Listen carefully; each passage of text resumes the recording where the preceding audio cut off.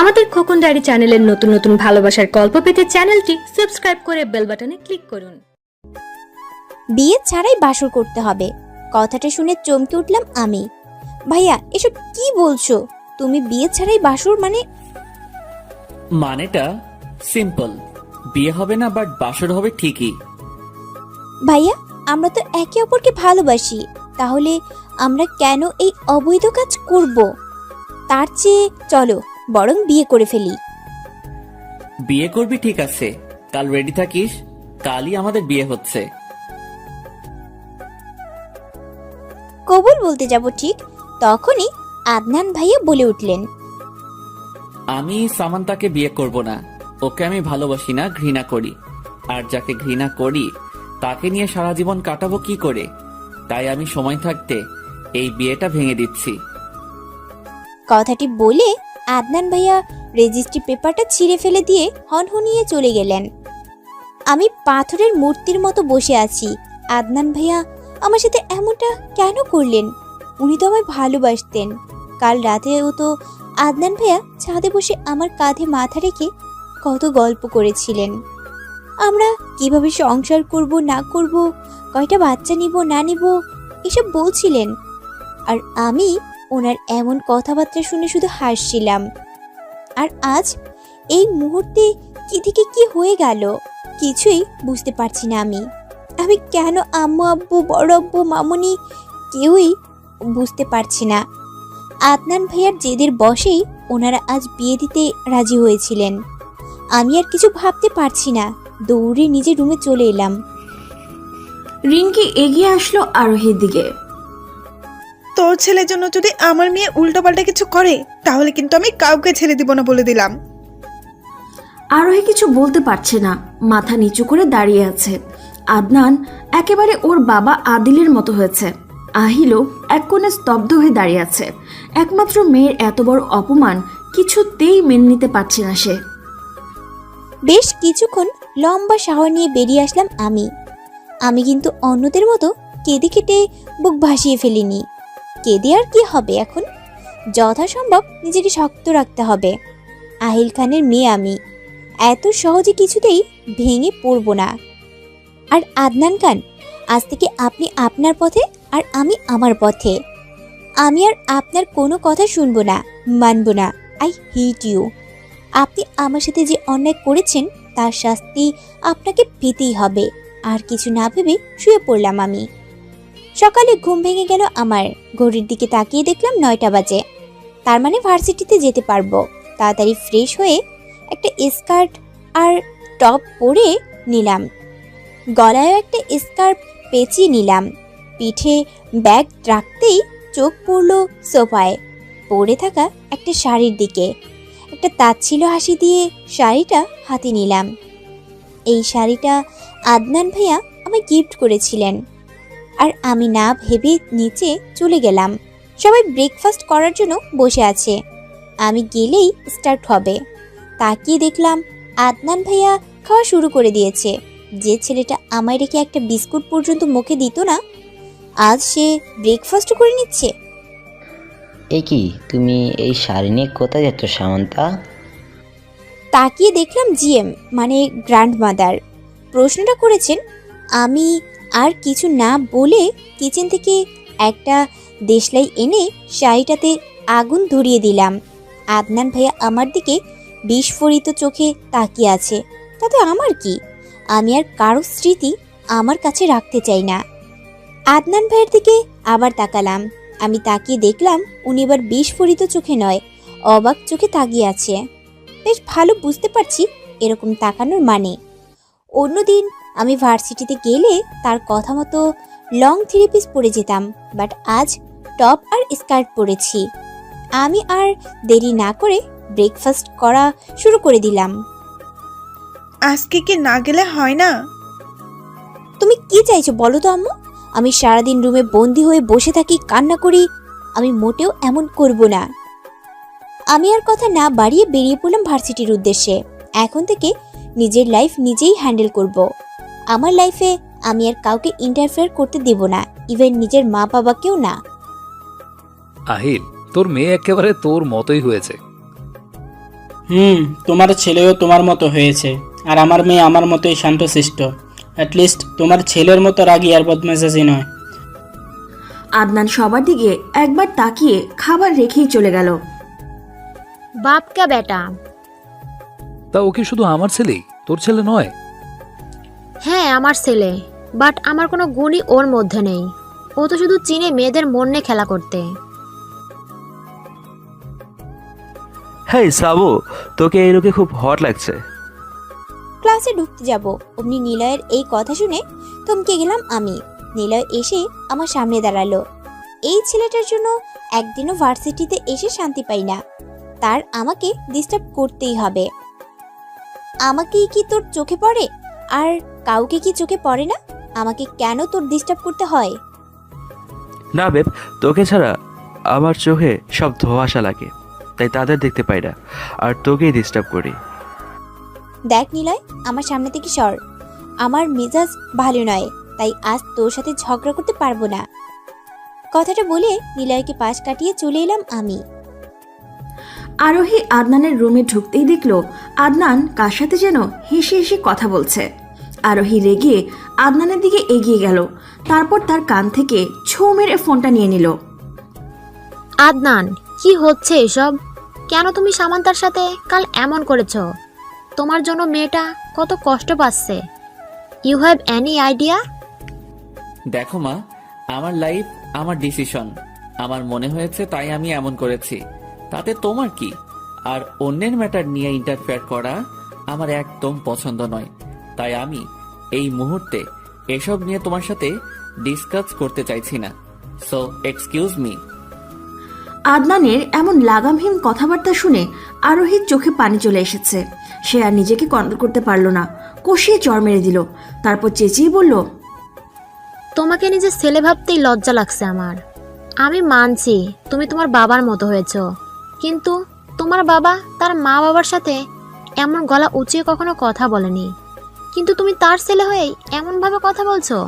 তুমি জানো তোমার এই কথাগুলো শুনে কতটা কষ্ট পেয়েছি। তুমি তো এমন ছিলে না, তাহলে হঠাৎ এমন পাল্টে গেলে কেন? তোমার লাইফ তোমার ডিসিশন। তাহলে ঠিক আছে, আমার কাছে আর আসবে না, আর আমায় মা বলে ডাকবে না। আরেকটা কথা, সামান্তা তোমার নিজের চাচাতো বোন, তাই ওর সাথে এমন না করলেও পারতে। কথাটা বলে চোখ মুছে চলে গেল আরোহী। আদনান এখনো গালে হাত দিয়ে নিচের দিকে তাকিয়ে আছে। আদনান, তোমার মা কেঁদে এখান থেকে চলে গেল কেন? কি বলেছো তুমি তাকে? আদিলের কথা শুনে মাথা তুলে তাকালো আদনান, তাকিয়ে আবার মাথা নিচু করে নিল। আদিল আবারও এগিয়ে এসে সেম প্রশ্নই করলো। বাবা, আমি মার সাথে খুব বড় অন্যায় করেছি। আমি মাকে অনেক হার্ট করেছি। আমার মাথা ঠিক ছিল না তখন। একটা কথা কি জানো তুমি আদনান? এক সময় তোমার মাকে আমি হারিয়ে ফেলেছিলাম। তারপর অনেক খোঁজাখুঁজির পর প্রায় 2 বছর পর তোমার মাকে পাই। সেদিন তোমার মাকে হারাতে হয়েছিল শুধুমাত্র নিজের রাগকে প্রাধান্য দিয়েছিলাম বলে। তোমার মাকে খুঁজে পাওয়ার পর থেকে কোনোদিন গলা উঁচিয়ে কথা বলিনি ওর সাথে। আর ওই আমার জন্য কতটা ইম্পর্টেন্ট সেটা শুধুমাত্র আমি জানি। তোমার মাকে সবসময় নিজের ভালোবাসা দিয়ে আগলে রেখেছি আমি। আর তুমি তোমার মাকে হার্ট না করলেও পারতে। আদনানের চোখ থেকে অটোমেটিক পানি ঝরছে। সে আদিলকে জড়িয়ে ধরে কেঁদে দিল। বাবা মা কি আমায় ক্ষমা করবে? আমি আসলেই আমার বিহেভিয়ারের জন্য অনুতপ্ত। আদনান, তুমি এখন আমাকে যেভাবে জড়িয়ে ধরলে ঠিক সেভাবেই তোমার মাকে জড়িয়ে ধরে সরি বলে দিবে। দেখবে তোমার মা তোমাকে ক্ষমা করে দিবে। তোমার মায়ের মন অনেক বড়। আমি তাকে অবিশ্বাস করে বাড়ি থেকে বের করে দিয়েছিলাম, তারপরেও সে আমাকে ক্ষমা করে দিয়েছিল। মাঠে দিয়ে হেঁটে যাচ্ছি, আশ্চর্য সবাই আমার দিকে তাকিয়ে আছে। আর তাকিয়ে থাকারই কথা। এতদিন আমি লং ড্রেসের সাথে হিজাব পরে আসতাম, আর আজ টপস স্কার্ট সাথে চুল ছেড়ে দিয়ে এসেছি। বাড়িতে এসে শাওয়ার শেষ করে ছাদে গেলাম চুল শুকানোর জন্য। ছাদে পা রাখতেই আদনান ভাইয়ের কণ্ঠ আসলো আমার কানে। তাকিয়ে দেখলাম ভাইয়া গিটার হাতে নিয়ে হামনাবা মেরে গান গাইছে। এই গানটা তো আমার গাওয়ার কথা। গানের প্রতিটা লিরিক্স আমার জীবনের সাথে যায়। আমি ছাদের রেলিং ধরে মনোযোগ দিয়ে গান শুনতে লাগলাম। হঠাৎ হাসির আওয়াজ এলো আমার কানে। আমি তাড়াতাড়ি ঘাড় ঘুরিয়ে দেখলাম আদনান ভাইয়া ফোনে কার সাথে হেসে হেসে কথা বলছে আর জানু বেবি ডাকছে। আমি আর ছাদে দাঁড়াতে পারলাম না, দৌড়ে নিচে চলে আসলাম। চোখ থেকে কয়েক ফোঁটা পানি গড়িয়ে পড়ার আগেই পানিটা মুছে নিলাম। চোখের পানি অনেক দাম, আমি কেন চোখের পানি ফেলছি? রাতে বিছানায় শুয়ে আছি আমি, কিছুতেই ঘুম আসছে না। দিনে যতই নিজেকে স্ট্রং রাখি না কেন, রাত হলেই শুধু আদনান ভাইয়ের কথা স্মরণ হয়, ওনার সাথে কাটানো মুহূর্তের কথা স্মরণ হয়, আর চোখের কার্নিশ বেয়ে পানি গড়িয়ে পড়ে। উঠে বসলাম, আমি মাথাটা খুব ব্যথা করছে। এই মুহূর্তে কফি হলে খুব ভালো হতো। আমি উঠে কিচেনের উদ্দেশ্যে চলে গেলাম। হঠাৎ চোখে পড়ল আদনান ভাইয়ের রুমের দিকে। পা টিপে টিপে রুমের সামনে যেই দেখলাম দরজা খোলা। আদনান ভাইয়া কোথায়? পরক্ষণেই মনে হলো, আরে আমি কেন এসব ভাবছি? তাই আর দেরি না করে কিচেনে চলে এলাম। কিচেনে ঢুকতেই বড় সড়ো ধাক্কা খেলাম। আদনান ভাইয়া কফি বানাচ্ছে। আমিও আর না দাঁড়িয়ে আরেক চুলায় কফির পানি বসিয়ে দিলাম। তারপর ভাইয়াকে শুনিয়ে শুনিয়ে বলতে লাগলাম, হায় আমার পোড়া কপাল, রাতে সবাই গার্লফ্রেন্ড বয়ফ্রেন্ডদের সাথে কথা বলে কাটায়, আর আমি পড়ার সাথে কথা বলে কাটাই। ইস, আমারও যদি এমন একটা বয়ফ্রেন্ড থাকতো। এই তো কি হয়েছে, হয়ে যাবে। নিলয় তো আমায় প্রপোজ করেছিল, আমিও ওর প্রপোজ অ্যাকসেপ্ট করে নিব, তারপর ওর সাথে চুটিয়ে প্রেম করব। ডাহা মিশা কথা কইছি।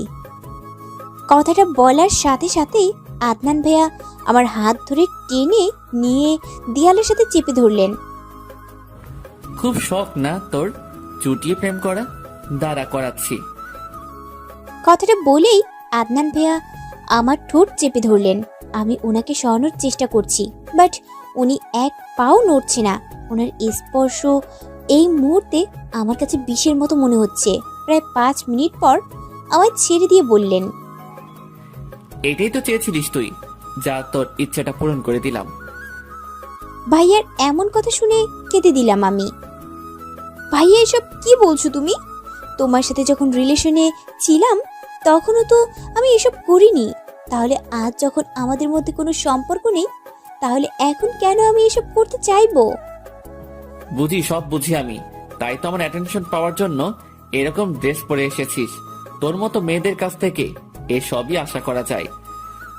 কথাটা বলে ভাইয়া কফি নিয়ে চলে গেলেন। আমি আমার দিকে ভালো করে তাকিয়ে দেখলাম একটা টি শার্ট আর 3/4 জিন্স পরে আছি। আজব তো, এটা পরেছি তো কি এমন হয়েছে? কফি না বানিয়েই চলে গেলাম রুমে। যে কথাগুলো শুনছি এইসব শুনেই পেট ভরে গেছে আমার। আদনান নিজের রুমে এসে জোরে জোরে শ্বাস ফেলছে। তুই কেন বুঝিস না? সামু তোকে এমন লোকে দেখলে যে আমার নিজেকে কন্ট্রোল করে রাখতে অনেক কষ্ট হয়, তাই ও তো তোর সাথে তখন এমন করলাম। নিজেকে যে আর কন্ট্রোল করে রাখতে পারছিলাম না। আর এই তোর ভালোবাসার নমুনা। আমি কেন তোর সাথে এমন করছি ভেবে দেখেছিস তুই? ভাববি কি করে? এখন তো তোর মনে আরেকজনের বসবাস। তোকে কোনো সময় আমি একা রাখিনি, সব সময় ছায়ার মতো পাশে থেকেছি। তুই আজও ভার্সিটিতে যাওয়ার পর লুকিয়ে লুকিয়ে খেয়াল রেখেছি আমি যে তোকে অনেক ভালোবাসি রে সামু, অনেক।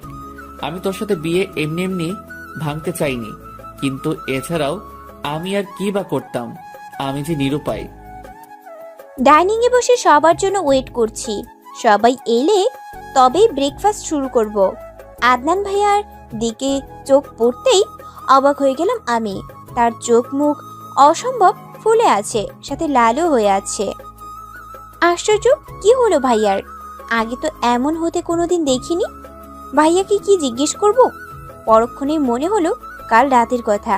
ভাইয়া আমায় যা নয় তা বলেছিল। এইসব মনে হতেই আমার অভিমান প্লাস রাগ দুটোই বেড়ে গেল। আমি ভাইয়ার দিক থেকে চোখ সরিয়ে নিলাম। আজ আমাদের ভার্সিটিতে নবীনবরণ, তাই ব্রেকফাস্ট শেষ করে মামুনি আর আম্মুর সাথে বসে আলোচনা করছি কি পরে যাব। মামুনি আমায় একটা নীল শাড়ি বের করে দিলেন। এই শাড়িতে নাকি আমায় খুব সুন্দর দেখাবে। আমিও খুশি মনে শাড়িটা নিয়ে নিজের রুমে গিয়ে পড়তে লাগলাম। শাড়িটা পরে ম্যাচিং করে চুড়ি আর অর্নামেন্টস পরে নিলাম। চুলটাও ছেড়ে দিয়েছি। লিভিং রুমে যেতেই আব্বু এসে আমায় জড়িয়ে ধরলেন। মাশা আল্লাহ, আমার মেয়েটাকে তো খুব সুন্দর লাগছে। Look like a princess. Thank you আব্বু। আচ্ছা আমি বরং যাই। কথাটা বলে আমি ভার্সিটির উদ্দেশ্যে চলে গেলাম। আদনান ওর রুমের ব্যালকনি থেকে সামান্থা চলে যাওয়া দেখছে। সামান্থা চলে যেতেই সে এক ফোঁটা চোখের জল ছেড়ে দিল। সামু, আজ তুই আমার কল্পনার স্বাদ সেজেছিস। মন চাইছিল তোকে একটু ছুঁয়ে দেখি, কিন্তু না, আমি তোকে ছুঁতে পারবো না, না হলে তোর অনেক বড় বিপদ হয়ে যাবে। আদনানের এসব ভাবনার মধ্যেই ওর মুঠোফোনটা বেজে উঠল। আদনান ফোনের স্ক্রিনে তাকাতেই ওর হাত পা রীতিমতো কাঁপাকাঁপি শুরু হয়ে গেছে। আদনান অনেক ভয়ে ফোনটা রিসিভ করলো। হ্যালো। কি মিস্টার আদনান, ভয় পেয়ে গেলে নাকি? ভয় কেন পাবো আজও? তাহলে তুত্তালাচ্ছ কেন? যাই হোক, যে কথাটা বলার জন্য ফোন করেছি সেটা মনোযোগ সহকারে শোনো। সমান্তার থেকে তোমাকে আরও দূরে দূরে থাকতে হবে, না হলে তুমি যে কোন মুহূর্তে আমার সমান্তার ওপরে উইক হয়ে পড়বে। আর আমি চাই না তুমি এমন কিছু করে যাতে তোমার ফ্যামিলি আবার তোমাদের বিয়ে দিতে বাধ্য হয়। আর যদি এমন হয় তাহলে বুঝতেই তো পারছো কি অনর্থক হবে। না, আপনি এসব কিচ্ছু করবেন না। আমি সামান্তার থেকে দূরে দূরে থাকবো, ওর দিকে তাকাবো পর্যন্ত না। তারপরও আপনি এমন কিছুই করবেন না। আমি আপনার কাছে হাত জোর করছি। তাহলে আদনান খান আমার কাছে মাথা নত করছে। শুনো, আমি তোমাকে এখন যাই বলবো তোমাকে ঠিক তাই করতে হবে। বলুন কি করতে হবে? তোমাকে বাংলাদেশ ছেড়ে যেতে হবে। না প্লিজ, এমন করবেন না। আমি আমার মা বাবাকে ছেড়ে থাকতে পারবো না। মা বাবাকে ছেড়ে নাকি সমান্তাকে ছেড়ে থাকতে পারবে না? শুনো, এমন কিছু যদি হয় তাহলে বুঝতেই তো পারছো আমি কি করব। আর বিয়ের অভিনয় কিন্তু তুমি খুব ভালোই করেছিলে, আর এবার আশা করি এটাও ভালোভাবে করতে পারবে। কথাটা বলেই ফোনের ওপারের ব্যক্তি খট করে ফোনটা কেটে দিল। আদনান ফ্লোরে বসে ফুপিয়ে ফুপিয়ে কাঁদছে। আমার সামান্তাকে ছেড়ে থাকতে হবে। কি করে থাকবো আমি ওকে ছেড়ে? ওকে একদিন না দেখলে আমার ঘুম আসে না, আর এখন নাকি বিদেশে গিয়ে থাকতে হবে। ভার্সিটি খুব সুন্দর করে সাজানো হচ্ছে। আমি আমার বেস্টি রুমিকে নিয়ে চারিপাশে হেঁটে হেঁটে দেখছি। অনেকক্ষণ যাবৎ খেয়াল করছি কে যেন আমাকে গভীরভাবে ফলো করছে, কিন্তু না, কেউ তো নেই। তাহলে হয়তো আমার মনের ভুল। আমার সব ফ্রেন্ডরা আমার খুব প্রশংসা করছে। কোত্থেকে নিলয় দৌড়ে এসেই বলল, হে ইয়ার, তোকে যে কি সুন্দর লাগছে বলে বোঝাতে পারবো না। আর আমাকে কি সুন্দর লাগছে না? মুখ ফুলিয়ে কথাটা বলল রুমি। আরে পাগলি, তোকে তো সবসময় সুন্দরই লাগে, তাই না? আমার শাড়ির কুচিটা খুলে যাওয়াতে আমি একটা খালি রুমে চলে এলাম। ওয়াশরুমে অনেক মানুষ, সেখানে ঠিক করা যাবে না। রুমে ঢুকতে কে যেন ভিতর থেকে দরজাটা বন্ধ করে দিল।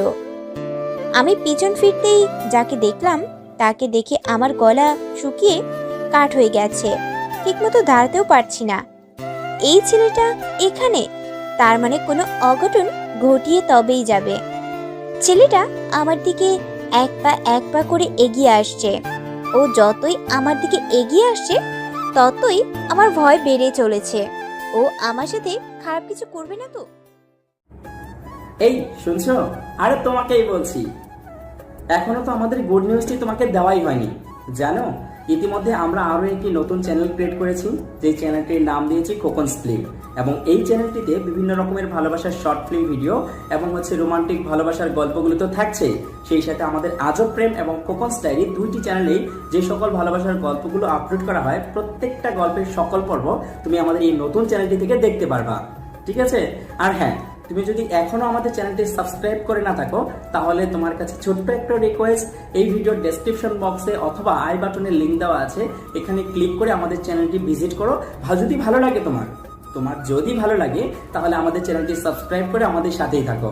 কেমন? ধন্যবাদ, ভালো থেকো, সুস্থ থেকো, আল্লাহ হাফেজ। এ কি রকি, আপনি আমার দিকে এভাবে এগোচ্ছেন কেন?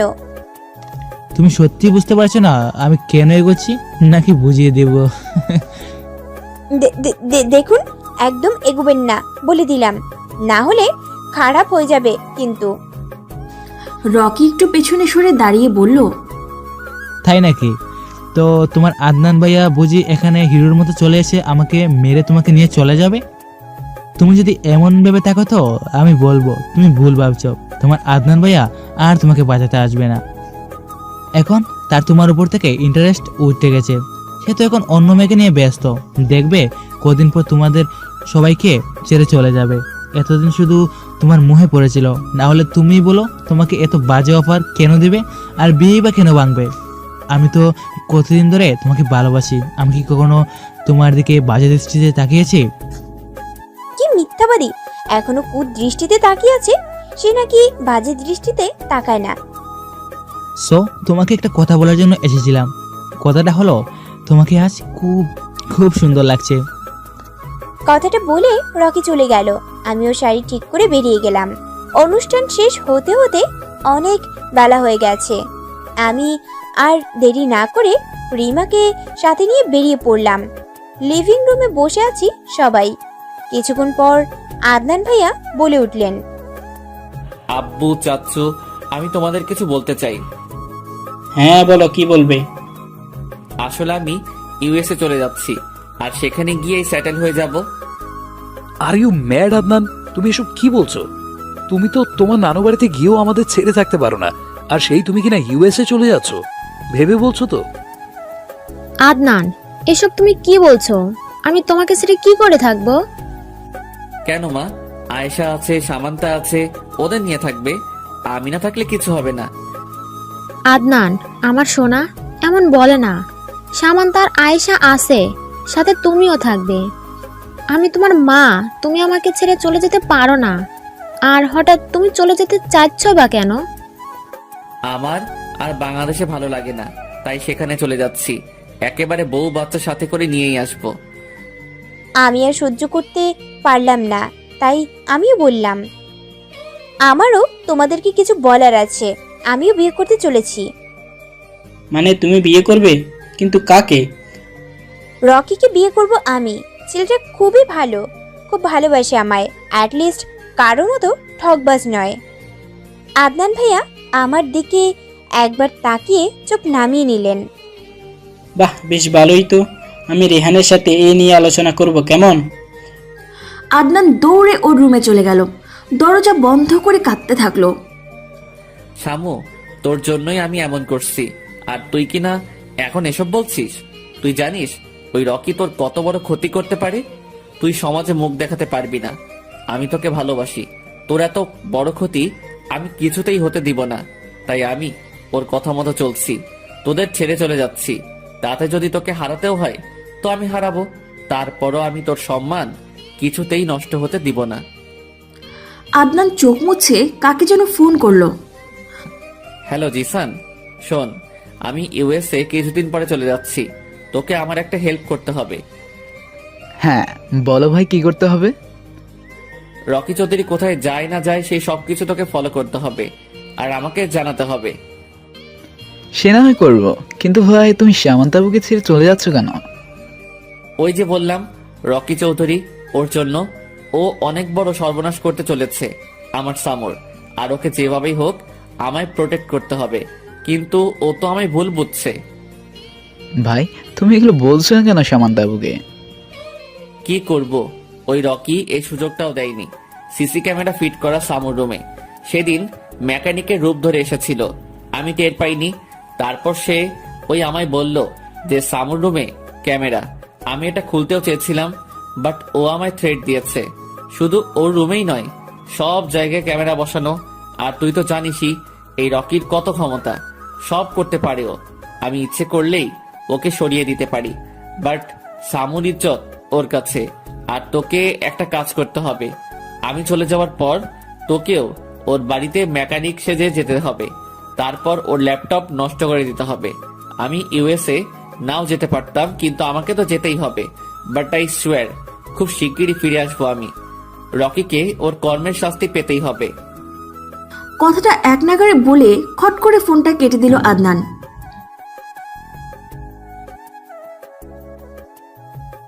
হ্যাঁ জিসান বল। ভাই রকি শহরের বাইরে গেছে। আচ্ছা ধন্যবাদ, রাখছি আমি। ওকে সর্বদা ফলো করবি। আদনান ফোনটা রেখে আরোহীর কাছে গেল। মা, আয়েশা কোথায়? খুব দরকার ছিল ওকে। ও মনে হয় সামান্তার সাথে ছাদে আছে। আচ্ছা বলে আদনানও ছাদে পা বাড়ালো। আজ যেভাবেই হোক সামুকে সব সত্যি বলতে হবে। এভাবে আর কষ্ট নিতেও পারবো না, আর দিতেও পারবো না। আমি আর আয়শা ছাদের রেলিং ধরে দাঁড়িয়ে আছি। আয়শা আমাকে এইটা ওটা জিজ্ঞেস করছে আর আমি উত্তর দিচ্ছি। এক প্রকার মাথা নষ্ট করে দিচ্ছে বলতে গেলে। এত কথা বলতে পারে? হঠাৎ আদনান ভাইয়ার মুখে আমার নাম শুনে চমকে উঠলাম আমি। কতদিন পর ভাইয়ার মুখে আমার নাম শুনলাম। আয়েশা একটু নিচে যা তো, সামুর সাথে আমার কিছু কথা আছে। পিচ্চি আয়েশাও ভাইয়ের কথা মতো নিচে চলে গেল। আমিও ছাদ থেকে যেতেই ভাইয়া আমায় 2 হাত দিয়ে আটকে দিলেন। শোন সামু, তোকে আমি কিছু বলতে চাই। তুই সবকিছু শুনে তারপর সিদ্ধান্ত নিস তুই কি করবি। তা এখন কি বলবেন? রকি খারাপ? ওকে যেন বিয়ে না করি? তাহলে আপনিও একটা কথা শুনে রাখেন, আপনার কথা কিছুতেই শুনছি না আমি। সামু, তুই আমাকে আপনি করে বলছিস, এতটা পর করে দিয়েছিস আমাকে। আর হ্যাঁ, রকি খারাপ, 1 নম্বরে খারাপও। প্লিজ ওকে বিয়ে করিস না, তোর জীবন শেষ হয়ে যাবে। তা আপনাকে বিয়ে করব নাকি? আপনি নিজেও তো বিয়ে করছেন। কই, আমি তো কিছু বলিনি। তাহলে এবার আমি বিয়ে করব। আপনার এত সমস্যা হচ্ছে কেন? আর রকি যে খারাপ এটা আপনাকে কে বলেছে? ও খুব ভালো, খুব। কতবার আমাকে একা পেয়েছে, তাও স্পর্শ পর্যন্ত করেনি। আর আপনি তো ওর উল্টো। দেখেন ভাইয়া, আমি একবার যখন আমার সিদ্ধান্ত নিয়ে নিয়েছি, এই সিদ্ধান্ত থেকে আর পিছপা হব না। ভাইয়া আমার 2 কাঁধে 2 হাত থেকে বললেন। সামু, তুই আমার কথা ভালো করে না শুনে এভাবে উল্টো পাল্টা বলতে পারিস না। আগে আমার কথা শোন প্লিজ। আমি আর আপনার কোনো কথা শুনছি না মিস্টার আদনান। আমি জানি আপনি কেন রকির নামে বাজে বকছেন, কারণ রকি তো আমায় খুব ভালোবাসে আর বিয়ে হলে খুব সুখে রাখবে। আপনি তো আবার আমার সুখ দেখতে পারেন না, তাই তো মানা করছেন ওকে যাতে বিয়ে না করি। তাহলে ঠিক আছে, আমিও একটা কথা জানিয়ে দিচ্ছি যে আমি রকিকে ছাড়া আর কাউকে বিয়ে করব না। বিয়ে করলে রকিকেই করব। আদনান আর সামান্তার মুখে রকির নাম সহ্য করতে পারছে না, তাই চিৎকার করে উঠল। ব্যাস, অনেক হয়েছে সামান্তা, অনেক। আমি তোকে প্রথম থেকে ভালোভাবে বুঝিয়ে আসার চেষ্টা করছি, কিন্তু তুই তো আমার কথা শুনছিসই না। দেখ, তোর লাইফ, তোর ডিসিশন, তোর যা ইচ্ছা হবে তুই তাই কর। আমি তোকে কিচ্ছু বলবো না। বাট একটা কথা বলে রাখি, যা করবি ভেবে চিন্তে করিস। আর এখন একটা কথা বলবো, সেটা মন দিয়ে শ্রবণ করবি। ভাইয়ার মুখে সামান্তা শুনে আমার অভিমান আরো বেড়ে গেল। বললাম তো, আমি আপনার কোনো কথা শুনতে চাই না। ঘৃণা করি আপনাকে আমি, বুঝেছেন আপনি? ঘৃণা করি। এই যে আপনার সামনে দাঁড়িয়ে কথা বলছি না, এতেও আমার ঘৃণা লাগছে, রুচিতে বাজছে। আচ্ছা, আপনার কি লজ্জা শরম বলতে কিচ্ছু নেই? যদি থাকতো তাহলে অ্যাটলিস্ট এত কিছু হওয়ার পর এভাবে আমার সামনে এসে দাঁড়াতেন না। আদনান ভাইয়ের চোখ গড়িয়ে পানি পড়ছে। পড়লে পড়ুক, আমার কি? আমিও কম চোখের জল ফেলেছি নাকি? তুই খুব বড় হয়ে গেছিস সামান্তা, খুব। নিজের দায়িত্ব নিজেই রাখতে শিখে গেছিস। আমাকে তো তোর ঘৃণা করে। আমি আরো কয়েকদিন পর যেতাম, কিন্তু আমি আজ সন্ধ্যায় চলে যাচ্ছি। কিছু গুরুত্বপূর্ণ কথা ছিল তোর সঙ্গে, কিন্তু তুই তো আমার কথা শুনলি না। আর কোনোদিন তোর সামনে এসে দাঁড়াবো না রে, আমার মুখও তোকে দেখাবো না। শুধু তুই আমায় মিস করিস না। আমাকে চিনতে তুই এত ভুল করলি, তোকে পস্তাতে হবে সামান্তা, পস্তাতে হবে। খুঁজবি, খুব করে খুঁজবি তুই আমায়, কিন্তু তোর খুঁজতে অনেক লেট হয়ে যাবে। কথাটা বলেই চোখ মুছে চলে গেল আদনান। আদনান কাঁদছে আর ওর মায়ের রুমের দিকে যাচ্ছে। আরোহী আদনানকে কাঁদতে দেখে ঘাবড়ে গেল, সেও পিছু পিছু গেল। আদনান, তুমি কাঁদছো? না মা, এমনি। আদনান, মা হয়ে আমি তোমার। ইদানিং তুমি অনেক চুপচাপ হয়ে গেছো। প্রায় সময় দেখি তোমার চোখ মুখ ফোলা, আর এখন তুমি কাঁদছো। তোমাকে তো আগে কখনো কোনোদিন কাঁদতে দেখিনি। সোনা, বলো নিজের মাকে। আদনান ওর মাকে জড়িয়ে ধরে ফুপিয়ে কেঁদে দিল। মা মা, তুমি জানো সামান্তা নাকি আমাকে ঘৃণা করে, আমার সামনে দাঁড়াতেও নাকি ওর রুচিতে বাঁধে। মা, আমি এমনি এমনি কিছু করিনি, সেদিন বিয়েও আমি নিজে থেকে ভাঙিনি, মা আমাকে বাধ্য করেছে এসব করতে। আরোহী আদনানের চোখ মুছে দিয়ে বলল, আদনান আমার সোনা, আমার সব খুলে বলো। আদনান বলতে শুরু করলো, মা জানো, আমি আর সামান্তা এক রাত্রে রাস্তায় হাঁটতে বেরিয়েছিলাম। সেদিন এক টঙের দোকানে আমরা দুজনে দাঁড়িয়ে দাঁড়িয়ে খুব এনজয় করে চা খাচ্ছিলাম আর হাসছিলাম। ঠিক তখন আমি পাশে তাকিয়ে দেখলাম রকি বাইকে হেলান দিয়ে খুব মনোযোগ দিয়ে দেখে যাচ্ছে সামান্তাকে। আমি আর দেরি না করে সামান্তাকে নিয়ে বাড়ি চলে আসলাম। সেদিন থেকেই রকির কুদৃষ্টি পড়ে সামান্তার উপর। সে সবসময় ফলো করতে থাকে সামান্তা কোথায় যায় না যায়, কি করে না করে। যখন জানতে পারলো আমি আর সামান্তা একে অপরকে ভালোবাসি, সেদিন থেকে ও আমাদের পিছনে লেগে পড়ে। শেষে একদিন আমাদের বাড়িতে আসে মেকানিক সেজে, যেটা আমরা বুঝতেও পারিনি। ও ছাদ বাদে আর তোমাদের রুম বাদে সব জায়গায় ক্যামেরা লাগিয়ে দিয়ে চলে গেছে, সামান্তার বেডরুমেও লাগিয়েছে। মা জানো, রকি আমায় সেদিন মেসেঞ্জারে সামান্তার চেঞ্জ করা ভিডিও পাঠিয়েছে, যেটায় সামান্তার শরীরের অনেক অংশই দেখা যাচ্ছিল। আমি যদি তার কথা না শুনি তাহলে নাকি সে সামান্তার এই ভিডিও ভাইরাল করে দিবে। মা তুমি জানো, এই ভিডিও একবার ভাইরাল হলে সেটা সামান্তার জন্য কতটা কষ্টদায়ক হবে। এসব ভিডিওতে ভিউ আরো বেশি আসে, সবাই দেখবে ওর এই ভিডিও, সবাই হাসাহাসি করবে ওকে নিয়ে। তাই আমি রকির প্রস্তাবে রাজি হয়ে যাই, যাতে ও সামান্তার কোনো ক্ষতি না করে। আর এই জন্যই আমি দেশও ছাড়ছি, এতে যদি আমার সামান্তার সম্মানটা রক্ষা হয়। কথাটা বলে আবারও কেঁদে দিল। আরোহীও মুখে আঁচল চেপে ধরে কান্না করছে। ছেলের এমন কান্না কষ্ট সে যে আর নিতে পারছে না। আদনান, আমি বুঝতে পারছি সোনা, তুমি কতটা কষ্ট নিয়ে বেঁচে আছো। তোমার বাবা আর আমার সম্পর্কেও অনেক কষ্ট ছিল। তোমার বাবা ভেঙে পড়লেও আমি ভেঙে পড়িনি, স্ট্রং থেকেছি আমি। আর তুমি তো আমারই ছেলে, তোমাকে স্ট্রং থাকতে হবে, এভাবে ভেঙে পড়লে চলবে না। মা তুমি তো আমার রাগ জেদ সম্পর্কে অবগত। আমি এতটা চুপচাপ থাকতাম না যদি না রকির কাছে এমন ভিডিও থাকতো। আর সবাই তো শুধু শান্ত আদনানকেই দেখেছে, হিংস্র আদনানকে কেউ দেখেনি। যারা দেখে তারা আর ঠিক থাকতে পারে না, কেঁপে ওঠে। আরোহী আদনানের দিকে অবাক হয়ে তাকিয়ে আছে। হিংস্র আদনান মানে কি বোঝাতে চাচ্ছে আদনান? আদনান, তুমি এগুলা কি বলছো? না মা, নাথিং। আচ্ছা আদনান, আমি তোমার বাবার সাথে এই নিয়ে কথা বলবো। সেদিন আমার ছেলের দোষ ছিল না, ওকে বাধ্য করা হয়েছিল এসব করতে। সবাইকে জানতে হবে আমার ছেলে নির্দোষ।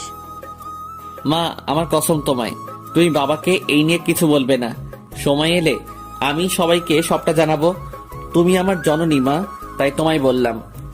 তুমি প্লিজ বাবাকে বলো না, না হলে জানাজানি হয়ে যাবে। আর সামান্তাকেও কিছু বলবে না। আমাকে অবিশ্বাস করার জন্য ওকে শাস্তি পেতে হবে। আর খুব তাড়াতাড়ি সব সমাধান হতে চলেছে। তুমি কোন দিন যাবে ইউএসএ? সন্ধ্যায় ফ্লাইট। তুমি তো জানো, কোথাও যেতে গেলে অন্যদের মতো আমার অত টাইম লাগে না। চিন্তা করো না, তোমার ছেলে খুব তাড়াতাড়ি তোমার কাছে ফিরে আসবে, তোমার কোলে মাথা রাখবে, তুমি মাথায় হাত বুলিয়ে দিবে আর গল্প করবে। আমাকে নিজের হাতে খাইয়ে দিবে, কিছু বললে মুখ ফুলিয়ে রাখবে। আর আমি তোমাকে জড়িয়ে ধরে তোমার কাছে ক্ষমা চাইবো, আর তুমিও আমায় ক্ষমা করে দিয়ে আমার মাথায় একটা চুমু খাবে। আর আরেকটা কথা, মা আমার একমাত্র বোন আয়েশাকে কিন্তু ভালো রাখতে হবে। আরোহী আর না দাঁড়িয়ে দৌড়ে ওর রুমে চলে আসলো। ছেলের চোখের পানি আর এমন করুণ কথাবার্তা সে আর মেনে নিতে পারছে না। আদনানও ফ্লোরে বসে বসে কাঁদছে। কি দোষ করেছিলাম আমি, যার কারণে আমাকে আমার পরিবার ছাড়তে হচ্ছে? পরক্ষণেই চোখ মুছে নিল আদনান। না, আমি আর কাঁদবো না। সবাই আমাকে ভীতু ভাববে, আমি একদমই ভীতু নই। আমি কাউকে ভয় পাই না। সবাই তো আমাকে ভয় পায়, আড়ালে থাকা আদনানকে ভয় পায়। আরোহী আর আদিল খানের ছেলে, আমি এত সহজে ভেঙে পড়বো না। আমার ভালোবাসা সত্যি হলে আমি ইনশাল্লাহ সামান্তাকে পাবো, আর রকির সাথে ওকেও আমার কথা না শোনার জন্য শাস্তি দিব, তবে শারীরিক নয়, মানসিকভাবে। রেডি হয়ে থাকো রকি, তোমার পাপের ঘোড়া পূর্ণ হয়ে গেছে। আমাদের খোকন ডায়েরি চ্যানেলের নতুন নতুন ভালোবাসার গল্প পেতে চ্যানেলটি সাবস্ক্রাইব করে বেল বাটনে ক্লিক করুন। আদনান ভাইকে কষ্ট দিয়ে আমার নিজেরও ভালো লাগছে না। আচ্ছা, আমি কি কোনো ভুল করলাম ভাইয়ার কথা না শুনে? ভাইয়ার কথাটা শোনা উচিত ছিল, কিন্তু আমি বা কি করব? ভাইয়া আমার সাথে সেদিন যা করেছিল সেটাই বা কি করে ভুলে যাই আমি? আমি কি একবার ভাইয়ের সাথে কথা বলবো? বলবো কথা। আমি পাশে তাকাতেই দেখলাম আয়েশা বসে বসে পড়ছে। কিরে আয়েশু, এক্ষুনি পড়তে বসেছি যে? রাত হয়ে গেছে তাই পড়তে বসেছি, ভাইয়া বলেছে ভালো করে পড়তে। আচ্ছা আয়েশু, আদনান ভাইয়াকে দেখেছিস? হ্যাঁ, ভাইয়া তো একটু আগেই চলে গেছে। কি, ভাইয়া চলে গেছে? কোন সময়? তুমি যখন ঘুমিয়েছিলে তখন চলে গেছে ভাইয়া। আচ্ছা শামু আপু, তুমি কি ভাইয়াকে বকেছো? কেন? আমি কেন বকতে যাব? আজব। আসলে ভাইয়াকে তোমার সাথে কথা বলে ছাদ থেকে চলে আসার পর খুব কাঁদতে দেখেছি। জানো আপু, ভাইয়া মাকে ধরে খুব কেঁদেছে। আয়েশার কথা শুনে আমার মন খারাপ হয়ে গেল। আসলে ভাইয়ার কথাটা একটু শোনা উচিত ছিল। ফ্রেশ হয়ে নিচে গেলাম আমি। সবার মুখই কেমন যেন গম্ভীর হয়ে আছে। মামুনি তো কেঁদে কেটে চোখই ফুলিয়ে ফেলেছে। ল্যাপটপটা সামনে নিয়ে বসে আছে আদনান, আর সামান্থা কি করে সেটা দেখছে। কাছ থেকে দেখতে না পারুক, দূর থেকে তো দেখতে পারবে। আদনান রকির আগেই সারা বাড়িতে ক্যামেরা ফিট করেছিল, ইভেন সামান্থার রুমেও। সামান্থা ভার্সিটিতে যাবে, যেমন আদনান দেখলো সামান্থা দরজা বন্ধ করছে, অমনি আদনানও ল্যাপটপটা বন্ধ করে দিল। সে এখন জানে সামান্থা ড্রেস চেঞ্জ করবে। আদনান ল্যাপটপটা বন্ধ করে একটা দীর্ঘ শ্বাস ছাড়লো। সামু, আমি তোকে ভালোবাসি, তবু আমি কোনোদিন তোর দিকে বাজে দৃষ্টিতে তাকাইনি, আর না তাকাবো। কিন্তু রকি তো তোকে প্রতিনিয়ত শকুনের দৃষ্টিতে দেখে যাচ্ছে, তবুও সে তোর কাছে ভালো হয়ে গেল, আর আমি খারাপ। আসলেই দুনিয়াতে কারো ভালো চাইতে নেই। ছাদে দাঁড়িয়ে আছি, আদনান ভাইয়াকে ছাড়া কিছু ভালো লাগছে না আমার। কেমন যেন শূন্য শূন্য অনুভব হচ্ছে। বাড়িতেও যেন কারো মুখে হাসি নেই। খুব মিস করছি ভাইয়াকে। বাতাসে বারবার আমার ছেড়ে দেওয়া চুলগুলো উড়ছে। আমি বাঁধার চেষ্টা করছি, তবুও খুলে যাচ্ছে। শেষে আমি না পেরে চুলগুলো ছেড়েই দিলাম। হঠাৎ মনে পড়ল সেদিনের কথা। আমি ছাদের চুলগুলো ছেড়ে দিয়ে দাঁড়িয়েছিলাম।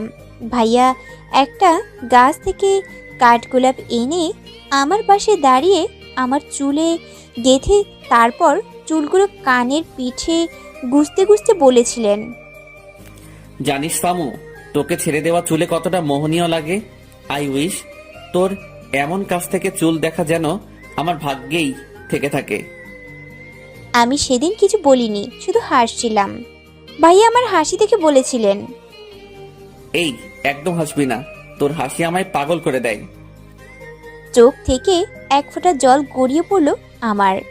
ভাগ্যের কি নির্মম পরিহাস। আজ আমি কোথায় আর ভাইয়া কোথায়? দুইজন দুই প্রান্তে দাঁড়িয়ে আছি। আচ্ছা ভাইয়া এখন কি করছে? ভালো আছে তো? আরে আমি কেন এসব ভাবছি? আমি তো নিজেই চাইছিলাম ভাইয়া যাতে আমার থেকে দূরে থাকে। মুঠোফোনের আওয়াজে ভাবনা কাটলো আমার। ফোনের স্ক্রিনে তাকিয়ে দেখলাম আননোন নাম্বার থেকে কল। আশ্চর্য, কে এটা? নাম্বার দেখে তো বাংলাদেশের মনে হচ্ছে না, কোন দেশের সেটা জানি না। ফোনটা রিসিভ করলাম আমি। হ্যালো, কে বলছেন?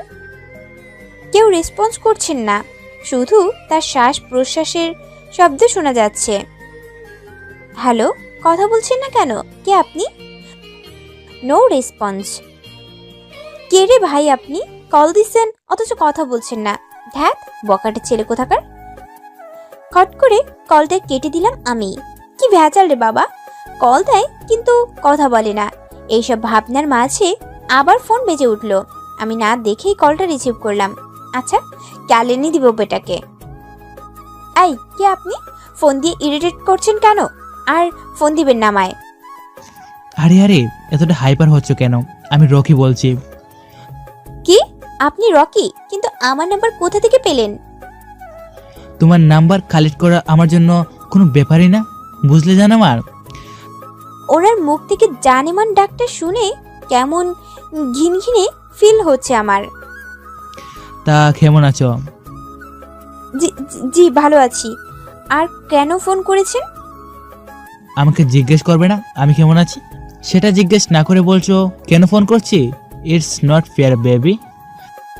দেখুন, আমি জানি আপনি ভালো আছেন, আর ভালো আছেন বলেই তো ফোন করেছেন।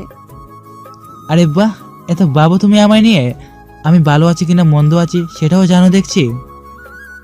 মোটেও আমি আপনাকে নিয়ে ভাবি না। আর কেনই বা ভাববো বলুন তো? তা কাকে নিয়ে ভাবো যে তোমায় টকিয়েছে তাকে নিয়ে? আমি বলেছিলাম না আদনান তোমাদের সবাইকে ছেড়ে চলে যাবে? মিলে গেল তো আমার কথা।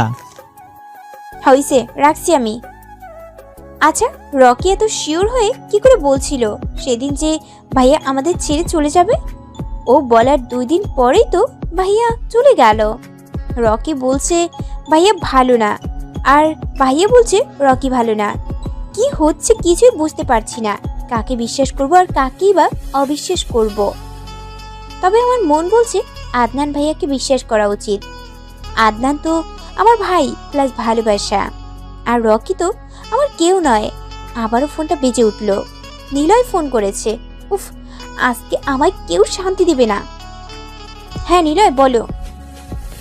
শ্যামু, তুই আমায় যে ছেলের সম্পর্কে জানতে বলেছিলি, সেই ছেলে একদম ভালো নয় ইয়ার।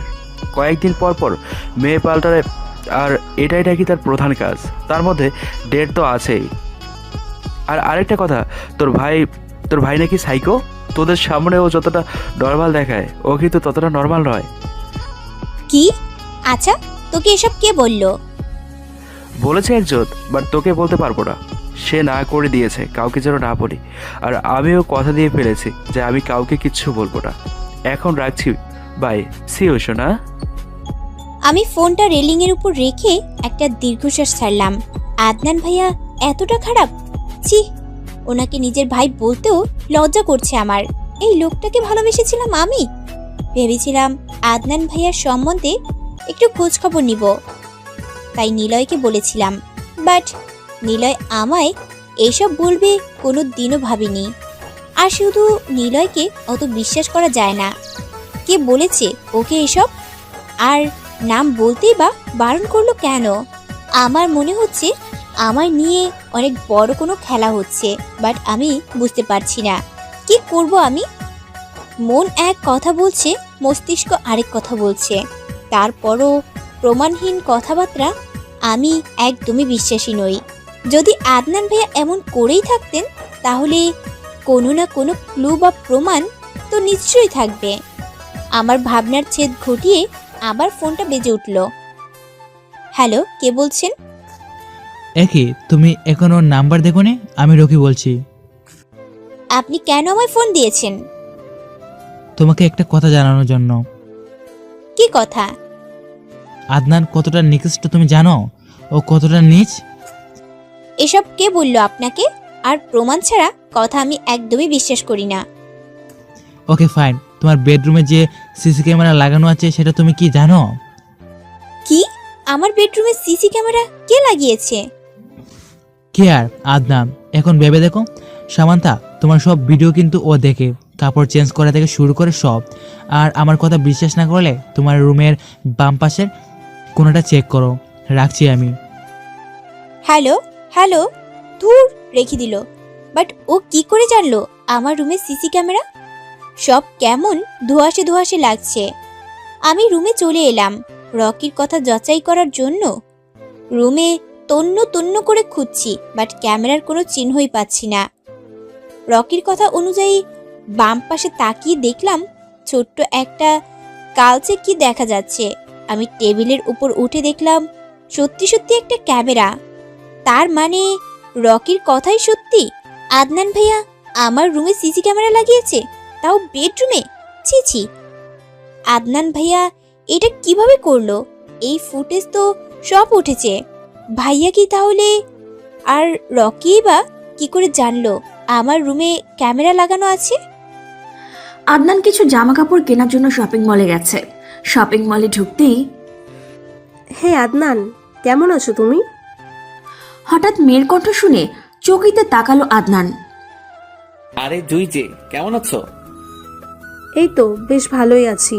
আদনান, তুমি তো আগের চাইতে আরো সুন্দর আর হ্যান্ডসাম হয়ে গেছো। আমি তো আবার ক্রাশ খেলাম। তাই নাকি? তুমিও কিন্তু আগে চাইতে আর সুন্দর আর স্মার্ট হয়ে গেছো। তা এখানে কেন তুমি? আসলে মা বাবাকে নিয়ে আজ একটু শপিং করতে বেরিয়েছি। তুমি এখানে কি করছো? তোমার তো বিদিতে থাকার কথা। অ্যাকচুয়ালি একটা কাজে এসেছিলাম এখানে। আচ্ছা, আজ যাই, অন্যদিন দেখা কথা হবে। আদনান শপিং করে ল্যাপটপ নিয়ে বসেছে সামান্তা কি কি করেছে দেখার জন্য, বাট কোনো ভিডিও আসছে না, সব কালো হয়ে আছে। তার মানে কি সামান্তা ক্যামেরাটা দেখে ফেলেছে? ও যদি ক্যামেরা দেখে তাহলে তো আমায় অবিশ্বাস করবে, এমনিতেই ঘৃণা করে, আরও ঘৃণা করবে, ভুল বুঝবে। কি করব এখন আমি? আদনান কিছু বুঝে উঠতে না পেরে এবার সামান্তাকে ফোন করলো। রিং হওয়ার কিছুক্ষণ পরে সে কল রিসিভ করলো। হ্যালো, কে বলছেন? সামান্তা, আমি আদনান বলছি। আপনি কেন আমায় ফোন দিয়েছেন? কোন অধিকারী বা দিয়েছেন? কি হন আপনি আমার? আপনি যদি আমার সত্যিই কেউ হয়ে থাকতেন তাহলে জীবনেও এমন নিকৃষ্ট কাজ করতেন না। দেখ সামু, তুই আবারও আমায় ভুল বুঝছিস। একটাবার, শুধুমাত্র একটাবার আমার কথাটা অন্তত শোন। আমার সাথে এরকম বিহেভ করতে পারিস না। কথা শুনতে চাই না। ভাবলেন কি করে আপনি এত কিছু করবেন, তারপরেও আমি আপনার কথা শুনবো? দেখুন, আমি আগের বিহেভিয়ার জন্য সত্যি খুব দুঃখিত ছিলাম, বাট এইবার আমি আপনার সাথে যে বিহেভ করছি একদম ঠিক করছি। একটা মেয়ের বেডরুমে ক্যামেরা কিভাবে লাগালেন আপনি বলুন? আমার তো মনে হচ্ছে আপনার চরিত্রে ঠিক নেই। বিডিতে আব্বু আর বড় আব্বুর জন্য কিছু করতে পারবেন না বলে আমেরিকা চলে গিয়েছেন, তাই না? তাহলে আমার পিছনে কেন পড়ে আছেন? ঘৃণা করি আমি আপনাকে, বুঝেছেন? ঘৃণা করি। আর একদম আমাকে ফোন করার চেষ্টা করবেন না, বলে দিলাম। ব্যাস, অনেক হয়েছে সামু, অনেক। কথাটা বলে আদনান খট করে ফোনটা কেটে দিয়ে সামান্তার নাম্বারটা ব্লক করে দিল। হ্যালো জিসান, ওইদিকে কি খবর? ভাই, রকি সবসময় সামান্তা আপুর উপর নজর রাখছে। শোন, আমি খুব শীঘ্রই বাংলাদেশে আসছি, তুই সব রেডি করে রাখিস। রাখছি। সকাল 9:20 বাজে। ভার্সিটিতে যেতে একটু মন মানছে না। ধাক্কার পর ধাক্কা খেতে হচ্ছে আমায়, তবুও যেতে হবে, আব্বুর আদেশ এটা। আমি কোনো রকমে রেডি হয়ে ভার্সিটিতে চলে এলাম। ক্লাসে বসে ফোন সাইলেন্ট করতে যাব, ঠিক তখনই রকি আবারও কল দিল। আমি বিরক্ত হয়ে একটু দূরে গিয়ে কলটা রিসিভ করলাম। আচ্ছা, আপনি কি আমায় কোনোভাবেই শান্তি দিবেন না? ক্লাসে আছি আমি এখন। কি এমন দরকার পড়লো যে আমায় ফোন করেছেন? তুমি আমার সাথে একটু দেখা করতে পারবে? It's urgent. দেখুন, আমি আপনার সাথে কোনোভাবেই দেখা করতে পারবো না। এই পৃথিবীতে এখন আমি কোনো ছেলেদেরই বিশ্বাস করি না, আপনাকেও না। দেখো সামান্তা, তুমি যদি না আসো তাহলে কিন্তু অনেক বড় কিছু হয়ে যাবে। আমি গাড়ি পাঠিয়ে দিচ্ছি, তুমি চলে আসো, কেমন? শুনেন, আমি একদম আপনার কথা শুনবো না। আপনি গাড়ি পাঠালেও আমি যাব না, শুনেছেন আপনি? ঠিক আছে। ক্লাসে একদমই মন দিতে পারছি না আমি। একটার পর একটা ঘটনা ঘটে যাচ্ছে। টিফিন পিরিয়ডেই ছুটি নিয়েছি। এখন কথা হলো একা যাব কি করে? তবুও যেতে তো হবেই। একাই হাঁটছি আমি। দুপুরবেলা হওয়াতে তেমন কোনো মানুষও নেই। খুব খিদেও পেয়েছে। কেন যে না খেয়ে আসলাম? হঠাৎই আমার পাশে একটা কালো গাড়ি এসে থামলো। কিছু বুঝে ওঠার আগেই কেউ আমার মুখে রুমাল চেপে ধরলো। পিট পিট করে চোখ খুললাম আমি। এ কি, রুমটা এত অন্ধকার কেন? আর হাত পাই বা বাঁধা কেন? কেউ কে আছো? কে এনেছে আমায় এখানে? কার এত বড় সাহস? আমার সামনে এসো। রুমের লাইট জ্বালাতেই অবাক হয়ে গেলাম আমি। আমার সামনে স্বয়ং রকি দাঁড়িয়ে আছে, পকেটে 2 হাত গুজে।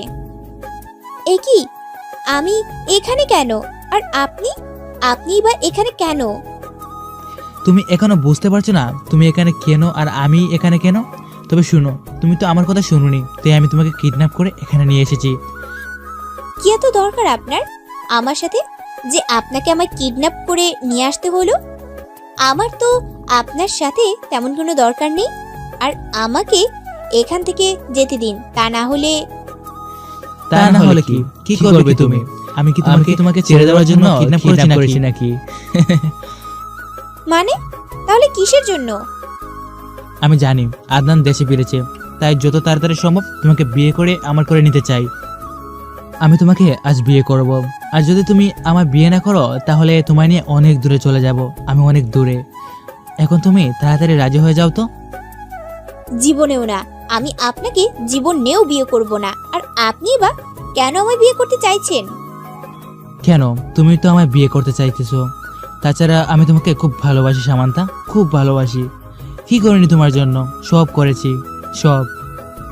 হ্যাঁ বলেছিলাম আপনাকে বিয়ে করব, বাট এইটা আমি সিরিয়াসলি বলিনি। আদনান ভাইকে রাগানোর জন্য বলেছিলাম। আর কি করছেন আপনি আমার জন্য?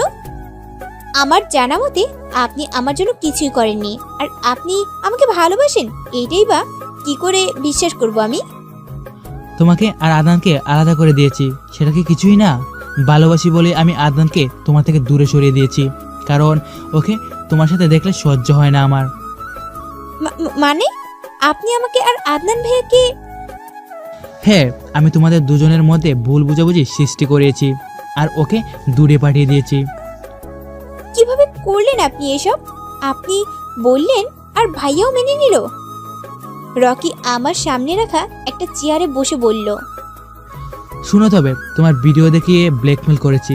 সেই ভিডিওতে তুমি কাপড় চেঞ্জ করেছিলে আর তোমার শরীরের অনেক অংশই দেখা যাচ্ছিল।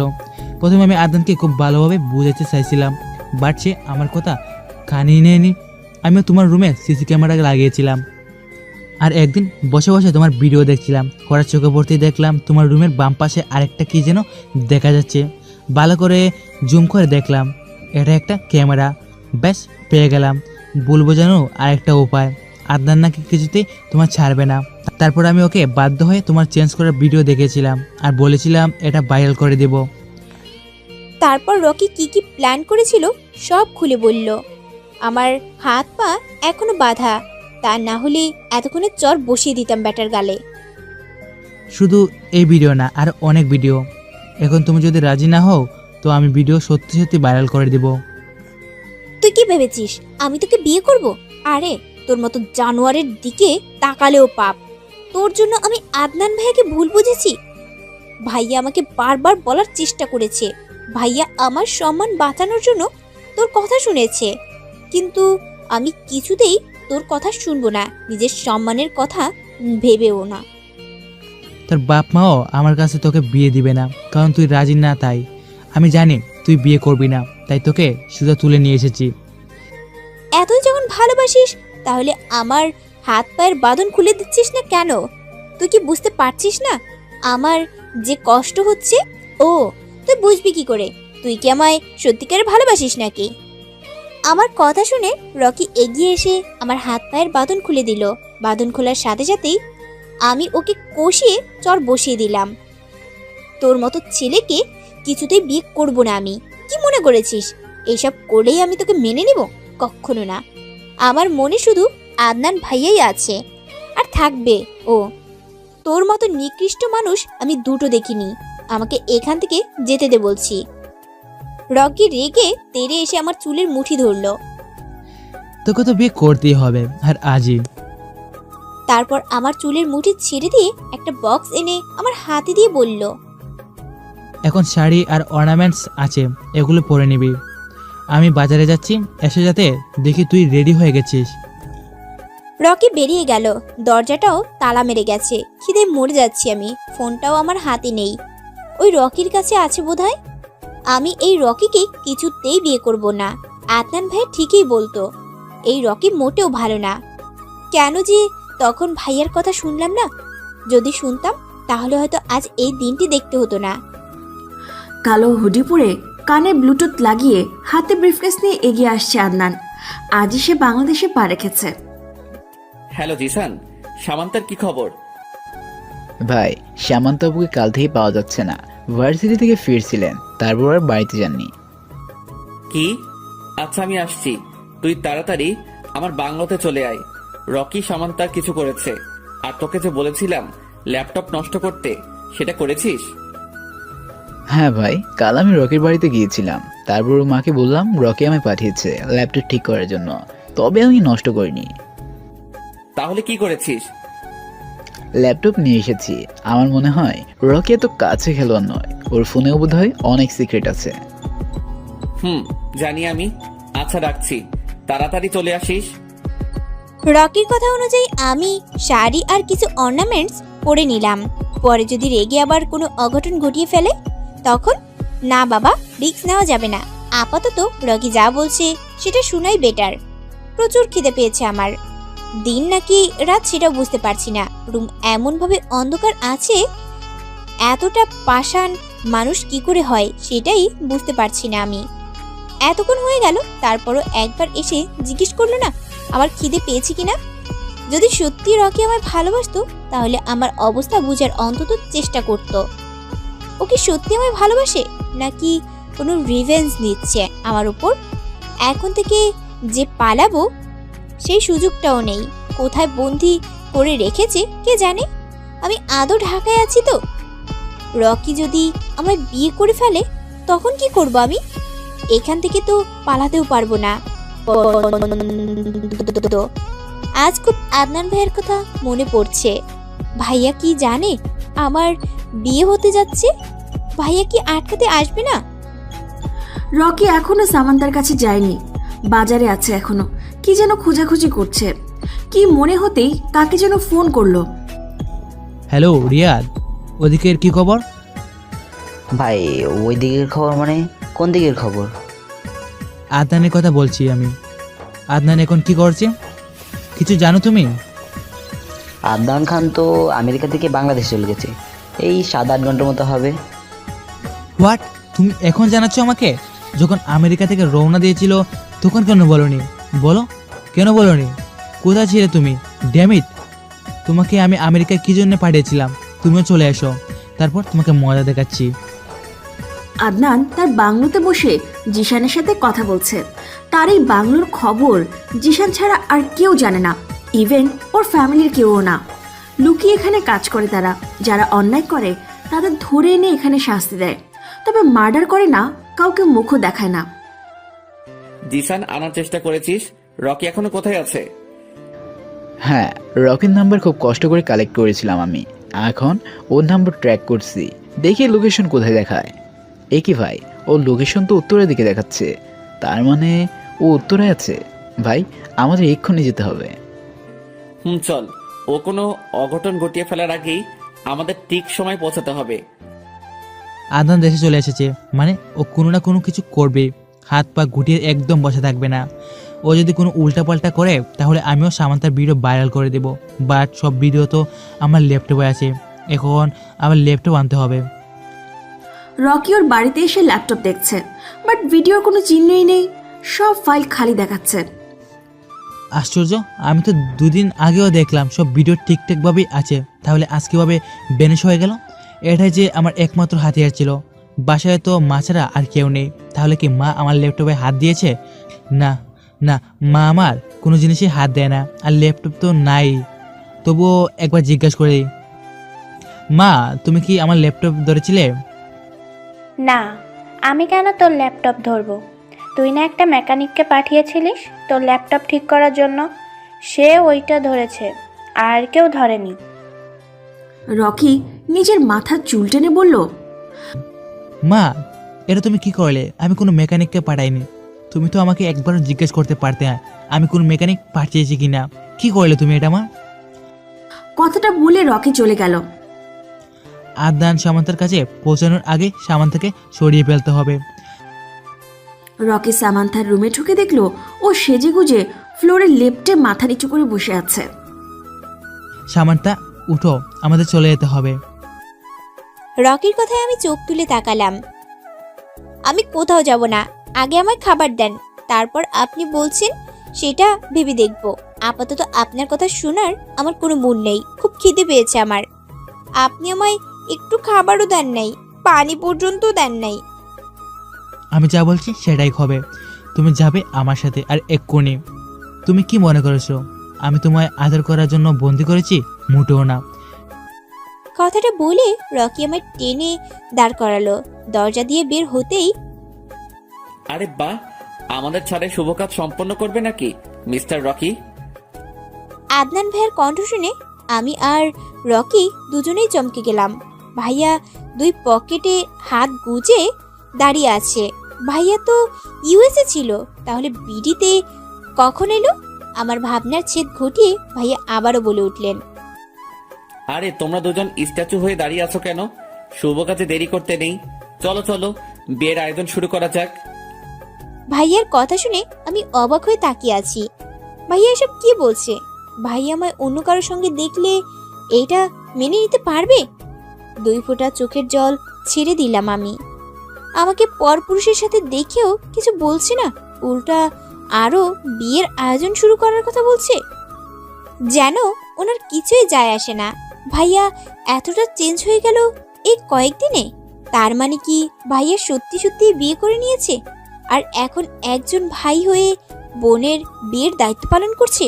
রকির দিকে তাকিয়ে দেখলাম ও ঘামছে। স্ট্রেঞ্জ, ও ঘামছে কেন ভাইয়াকে দেখে? ওর না অনেক পাওয়ার? এই তার পাওয়ার নমুনা? দেখো আদনান, আমাদের এখান থেকে যেতে দাও। আমাদের যাওয়াতে বাধা দিবে না, একদম বলে দিলাম। আরে রকি, এসব কি বলছো তুমি? আমি কি তোমাদের যাওয়া থেকে আটকিয়েছি? আর মিস সামান্তা, বিয়ে নিয়ে তোমার কি মত? রকি কিন্তু আমার চেয়ে অনেক ভালো। ও অ্যাটলিস্ট আমার মতো ঠকবাস নয়, খুব ভালো রাখবে, সুখে রাখবে আপনাকে। আমি বেশ ভালোভাবে বুঝতে পারছি সেদিনের আমার বলা কথাগুলোই ভাইয়া আবার আমায় রিপিট করে শোনাচ্ছে। কি করব আমি এখন? শরীর বেশ দুর্বল লাগছে, আর টিকে থাকা আমার পক্ষে সম্ভব হচ্ছে না। আমার মাথা ঘুরছে প্রচন্ডভাবে, চোখেও সরিষার ফুল দেখছি। চোখ বন্ধ করেই পড়ে গেলাম আমি অস্পষ্টভাবেই দেখতে পেলাম ভাইয়া দৌড়ে আসছে। আদনান রকিকে ধাক্কা মেরে সামান্তার পাশে বসে পড়ল। শামু, শামু, চোখ খোল। আমি তো শুধু তোর সাথে একটু মজা করছিলাম, প্লিজ চোখ খোল ইয়ার। তারপর রকির দিকে শক্ত চোখে তাকিয়ে বলল, আমার সামুর এই অবস্থা কিভাবে হলো? যদি তোর কারণে আমার সামুর কিছু হয়, আমি কিন্তু তোকে জ্যান্ত পুঁতে ফেলবো। চুপ করে আছিস কেন বল? ওর এই অবস্থা কিভাবে হলো? আমার মনে হচ্ছে সামান্তা অনেকক্ষণ যাবৎ না খেয়ে আছে, তাই ও দুর্বল হয়ে গেছে আর জ্ঞান হারিয়ে ফেলেছে। জিসান, তুই তাড়াতাড়ি কিছু খাবার আনার চেষ্টা কর। জিশান চলে গেল খাবার আনার জন্য। আদনান সামান্তাকে একটা খাটে রেখে রকির দিকে এগিয়ে এলো। রকি এখনো ভাবলেশীনভাবে দাঁড়িয়ে আছে। সেদিন রকি নিলয়কে বলেছিল আদনানের ব্যাপারে। রকি সাইকোর ব্যাপারে যা বলেছিল সেটা আন্দাজে বলেছিল। বেচারা তো জানেই না আদনান আসলেই কতটা ভয়ঙ্কর, তাই সে যেভাবে ছিল ঠিক সেভাবেই দাঁড়িয়ে আছে। আজ আদনানের সাথে বোঝাপড়া করে তবেই এখান থেকে যাবে। আদনান রকির দিকে শক্ত চোখে তাকিয়ে বলল, তুই খুব বড় অন্যায় করেছিস, খুব বড়। এর শাস্তি তো তোকে পেতেই হবে রকি। তাই নাকি? কি শাস্তি দিবি তুই? তোর থেকে তো একটা বিড়ালও যথেষ্ট সাহসী, আর তুই দিবি আমাকে শাস্তি? তুই নিজেই তো একটা বিথুর ডিম, কি করবি তুই? কি করব সেটা না হয় পরেই টের পাবি। আপাতত আমার কাছে সামান্তার জ্ঞান ফেরানোটা বেশি ইম্পর্টেন্ট। জিশান কিছু খাবার নিয়ে আসলো। আদনান সামান্থার জ্ঞান ফেরানোর চেষ্টা করছে, মুখে বারবার পানি ছিটে দিচ্ছে। সামান্থা আস্তে চোখ মেলে তাকালো। ওর তাকানো দেখে আদনান সাথে সাথে দূরে সরে গেল। তারপর জিশানকে ইশারায় বলল সামান্থাকে বলতে যেন সে খাবারটা খেয়ে নেয়। জিশানও মাথা নাড়িয়ে সায় দিল। খাবারটা নিয়ে সামান্তার দিকে এগিয়ে গেল সে। আপু, খাবারটা খেয়ে নিন। আপনি অনেকক্ষণ যাবত কিচ্ছু খাননি, মুখও শুকিয়ে গেছে একেবারে। আমি একবার খাবারের দিকে তাকালাম, আর একবার আদনান ভাইয়ের দিকে তাকালাম। ভাইয়া দেয়ালে হেলান দিয়ে চোখ বন্ধ করে তাকিয়ে আছে, আর রকির দরজায় দাঁড়িয়ে আছে। আমি সবার দিকে একবার চোখ বুলিয়ে খাবার খেতে শুরু করলাম। অনেক খিদে পেয়েছে আমার, আগে খাই তারপর যা হবার হবে। আমি খাবার খেয়ে নিলাম, দেয়ালে মাথা ঠেকিয়ে বসে আছি। রকি আমার দিকে এগিয়ে আসলো। বেশ, অনেক হয়েছে সামান্থা, তোমার খাবার খাওয়া শেষ হয়ে গেছে, এবার চলো আমাদের সাথে। কথাটা বলে রকি আমার হাত ধরে দাঁড় করাতেই কষিয়ে চড় দিলাম ওর গালে। কি মনে করেছিস তুই তুই এসব করবি আর আমি হাসতে হাসতে তোর সাথে চলে যাব? কথাটা বলে ইচ্ছে মতো চড় বসিয়ে দিতে থাকলাম ওর গালে। আমার যত রাগ তার সব রকির গালের ওপর ঝাড়ছি। কতটা কষ্ট দিয়েছে আমাকে আর আদনান ভাইয়াকে। আদনান জিশানের কাছে গিয়ে বলল যেন সামান্থাকে বাড়িতে দিয়ে আসে, এদিকে সে সামলাবে। আদনানের কথা অনুযায়ী জিশান সামান্থাকে নিয়ে তাদের বাড়ির দিকে রওনা দিল। রকি, তোমায় আমার সাথে এক জায়গায় যেতে হবে। কোথায় যাব আর কেন যাব? আমি যেতে পারবো না। সেখানে গেলেই তুমি তোমার উত্তর পেয়ে যাবে। আর তুমি তো বলো আমি ভিতর ডিম, তাহলে আমার সাথে যেতে এত ভয় কিসের তোমার? তবে কি আমি ধরে নিব যে তুমি আমায় ভয় পাও? কথাটা শুনে রেগে গেল রকি। এক্সকিউজ মি, আমি কাউকে ভয় পাই না, আর তোমাকে তো নয়। বলো কোথায় যেতে হবে। আদনান এটাই চাইছিল, কারণ এত মানুষের ভিড়ে রকিকে তুলে নিয়ে যেতে পারবে না সে। চলো আমার সাথে। আদনান রকিকে নিয়ে ওর বাংলোতে আসলো। রকির মনে অনেক প্রশ্ন জাগছে। আদনান কেন ওকে এখানে নিয়ে আসলো? আদনান রকিকে একটা রুমে নিয়ে দরজা বন্ধ করে দিল। তারপর এক পা করে রকির দিকে এগোতে থাকলো। একে আদনান, তুমি দরজা বন্ধ করলে কেন? আর এই রুম এত অন্ধকার কেন? রকির কথার মাঝেই আদনান এসে ওর নাক বরাবর একটা পাঞ্চ মারলো। রকির নাকে হাত দিয়ে আদনানের দিকে রাগী দৃষ্টিতে তাকিয়ে আছে। এই, তোমার সাহস তো কম না, তুমি আমায় মারলে। তো কি করব? জামাই আদর করব? রকিও এগিয়ে আসলো। একজন আরেকজনকে মারছে। আদনান ক্যারাটে জানে, রকি আদনানকে তেমন আঘাত করতে পারছে না, কিন্তু আদনান একটার পর একটা করেই যাচ্ছে। রকি আর না পেরে ফ্লোরে বসে গেল। আদনান রকিকে তুলে চেয়ারে নিয়ে বসালো, তারপর সারা শরীর দড়ি দিয়ে বাঁধলো। রকি নিবু নিবু চোখে তাকাচ্ছে আদনানের দিকে। মার খেয়ে বেচারার অবস্থা শেষ। আদনান ওর সামনে বসলো, হাতে একটা ধারালো ব্লেড দেখে বড় বড় চোখে তাকালো রকি। আদনান একটা মুচকি হাসি দিয়ে রকির হাতে ব্লেডটা চালিয়ে দিল। চিৎকার করে উঠল রকি। খুব শখ তোর সামান্তাকে পাওয়ার, তাই না? এই হাত দিয়েই তো তুই ওর রুমে ক্যামেরা লাগিয়েছিলি। বল, ওর রুমে কেন ক্যামেরা লাগিয়েছিলিস? রকি তবুও কিছু বলছে না দেখে আদনান আরেক হাতে ব্লেড চালিয়ে দিল। বলবি নাকি চোখ উপড়ে নিব? আমি কিন্তু এসবে অভ্যস্ত আছি, তাই তেমন কষ্ট হবে না আমার। আদনানের কথা শুনে অবাক চোখে তাকালো রকি। বলবি কিনা বল। কি বলবো? কি বলার কি বাকি রাখছো তোমরা? তোমাদের কারণে আমার বাবা 2 মাস পুলিশের হেফাজতে ছিল, আর আমার মা 3 মাস কোমা ছিল। তাই আমি রিভেঞ্জ নেওয়ার জন্য সামান্তার সাথে এসব করেছি, আর আমার মনে হয় আমি যা করেছি বেশ করেছি।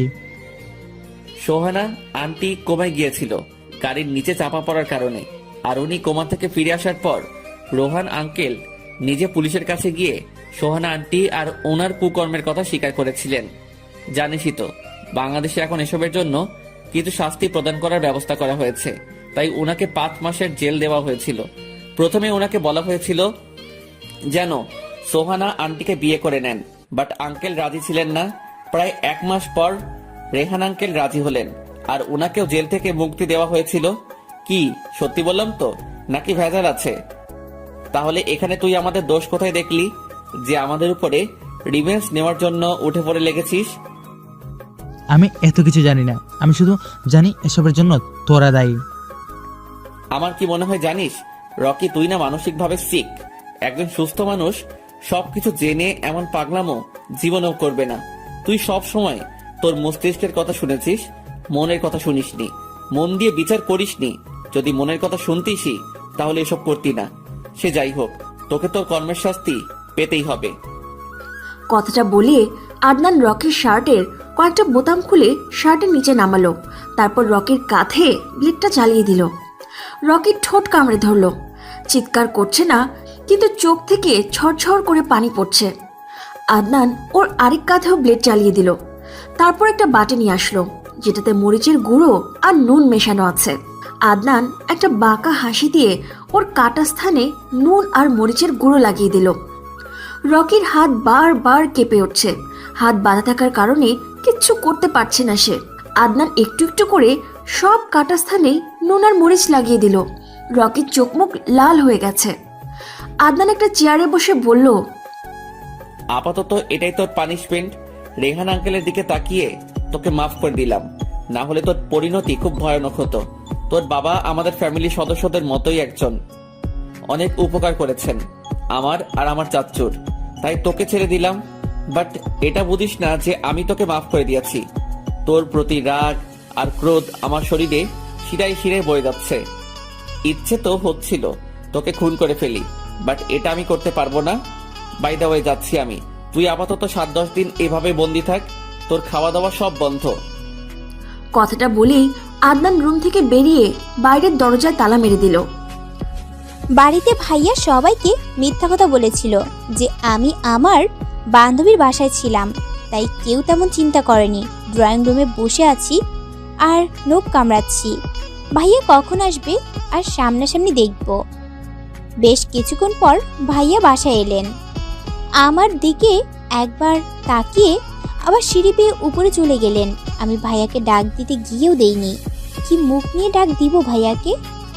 রাতে সবাই ডিনারে বসেছি। ভাইয়া আসার উপলক্ষে আম্মু আর মামুনি ভাইয়ার পছন্দের খাবার রান্না করেছে। সবাই ডাইনিংয়ে বসে ভাইয়ার জন্য অপেক্ষা করছে। বেশ কিছুক্ষণ পরে ভাইয়া এলেন, একটা 3/4 প্যান্ট আর লাল টি শার্ট পরে। ভাইয়া একেবারেও আমার দিকে তাকায়নি। টেবিলে না বসেই ভাইয়া বললেন, সামান্তা যদি আমার সাথে বসে খাবার খায় তাহলে আমি খাবার খাবো না।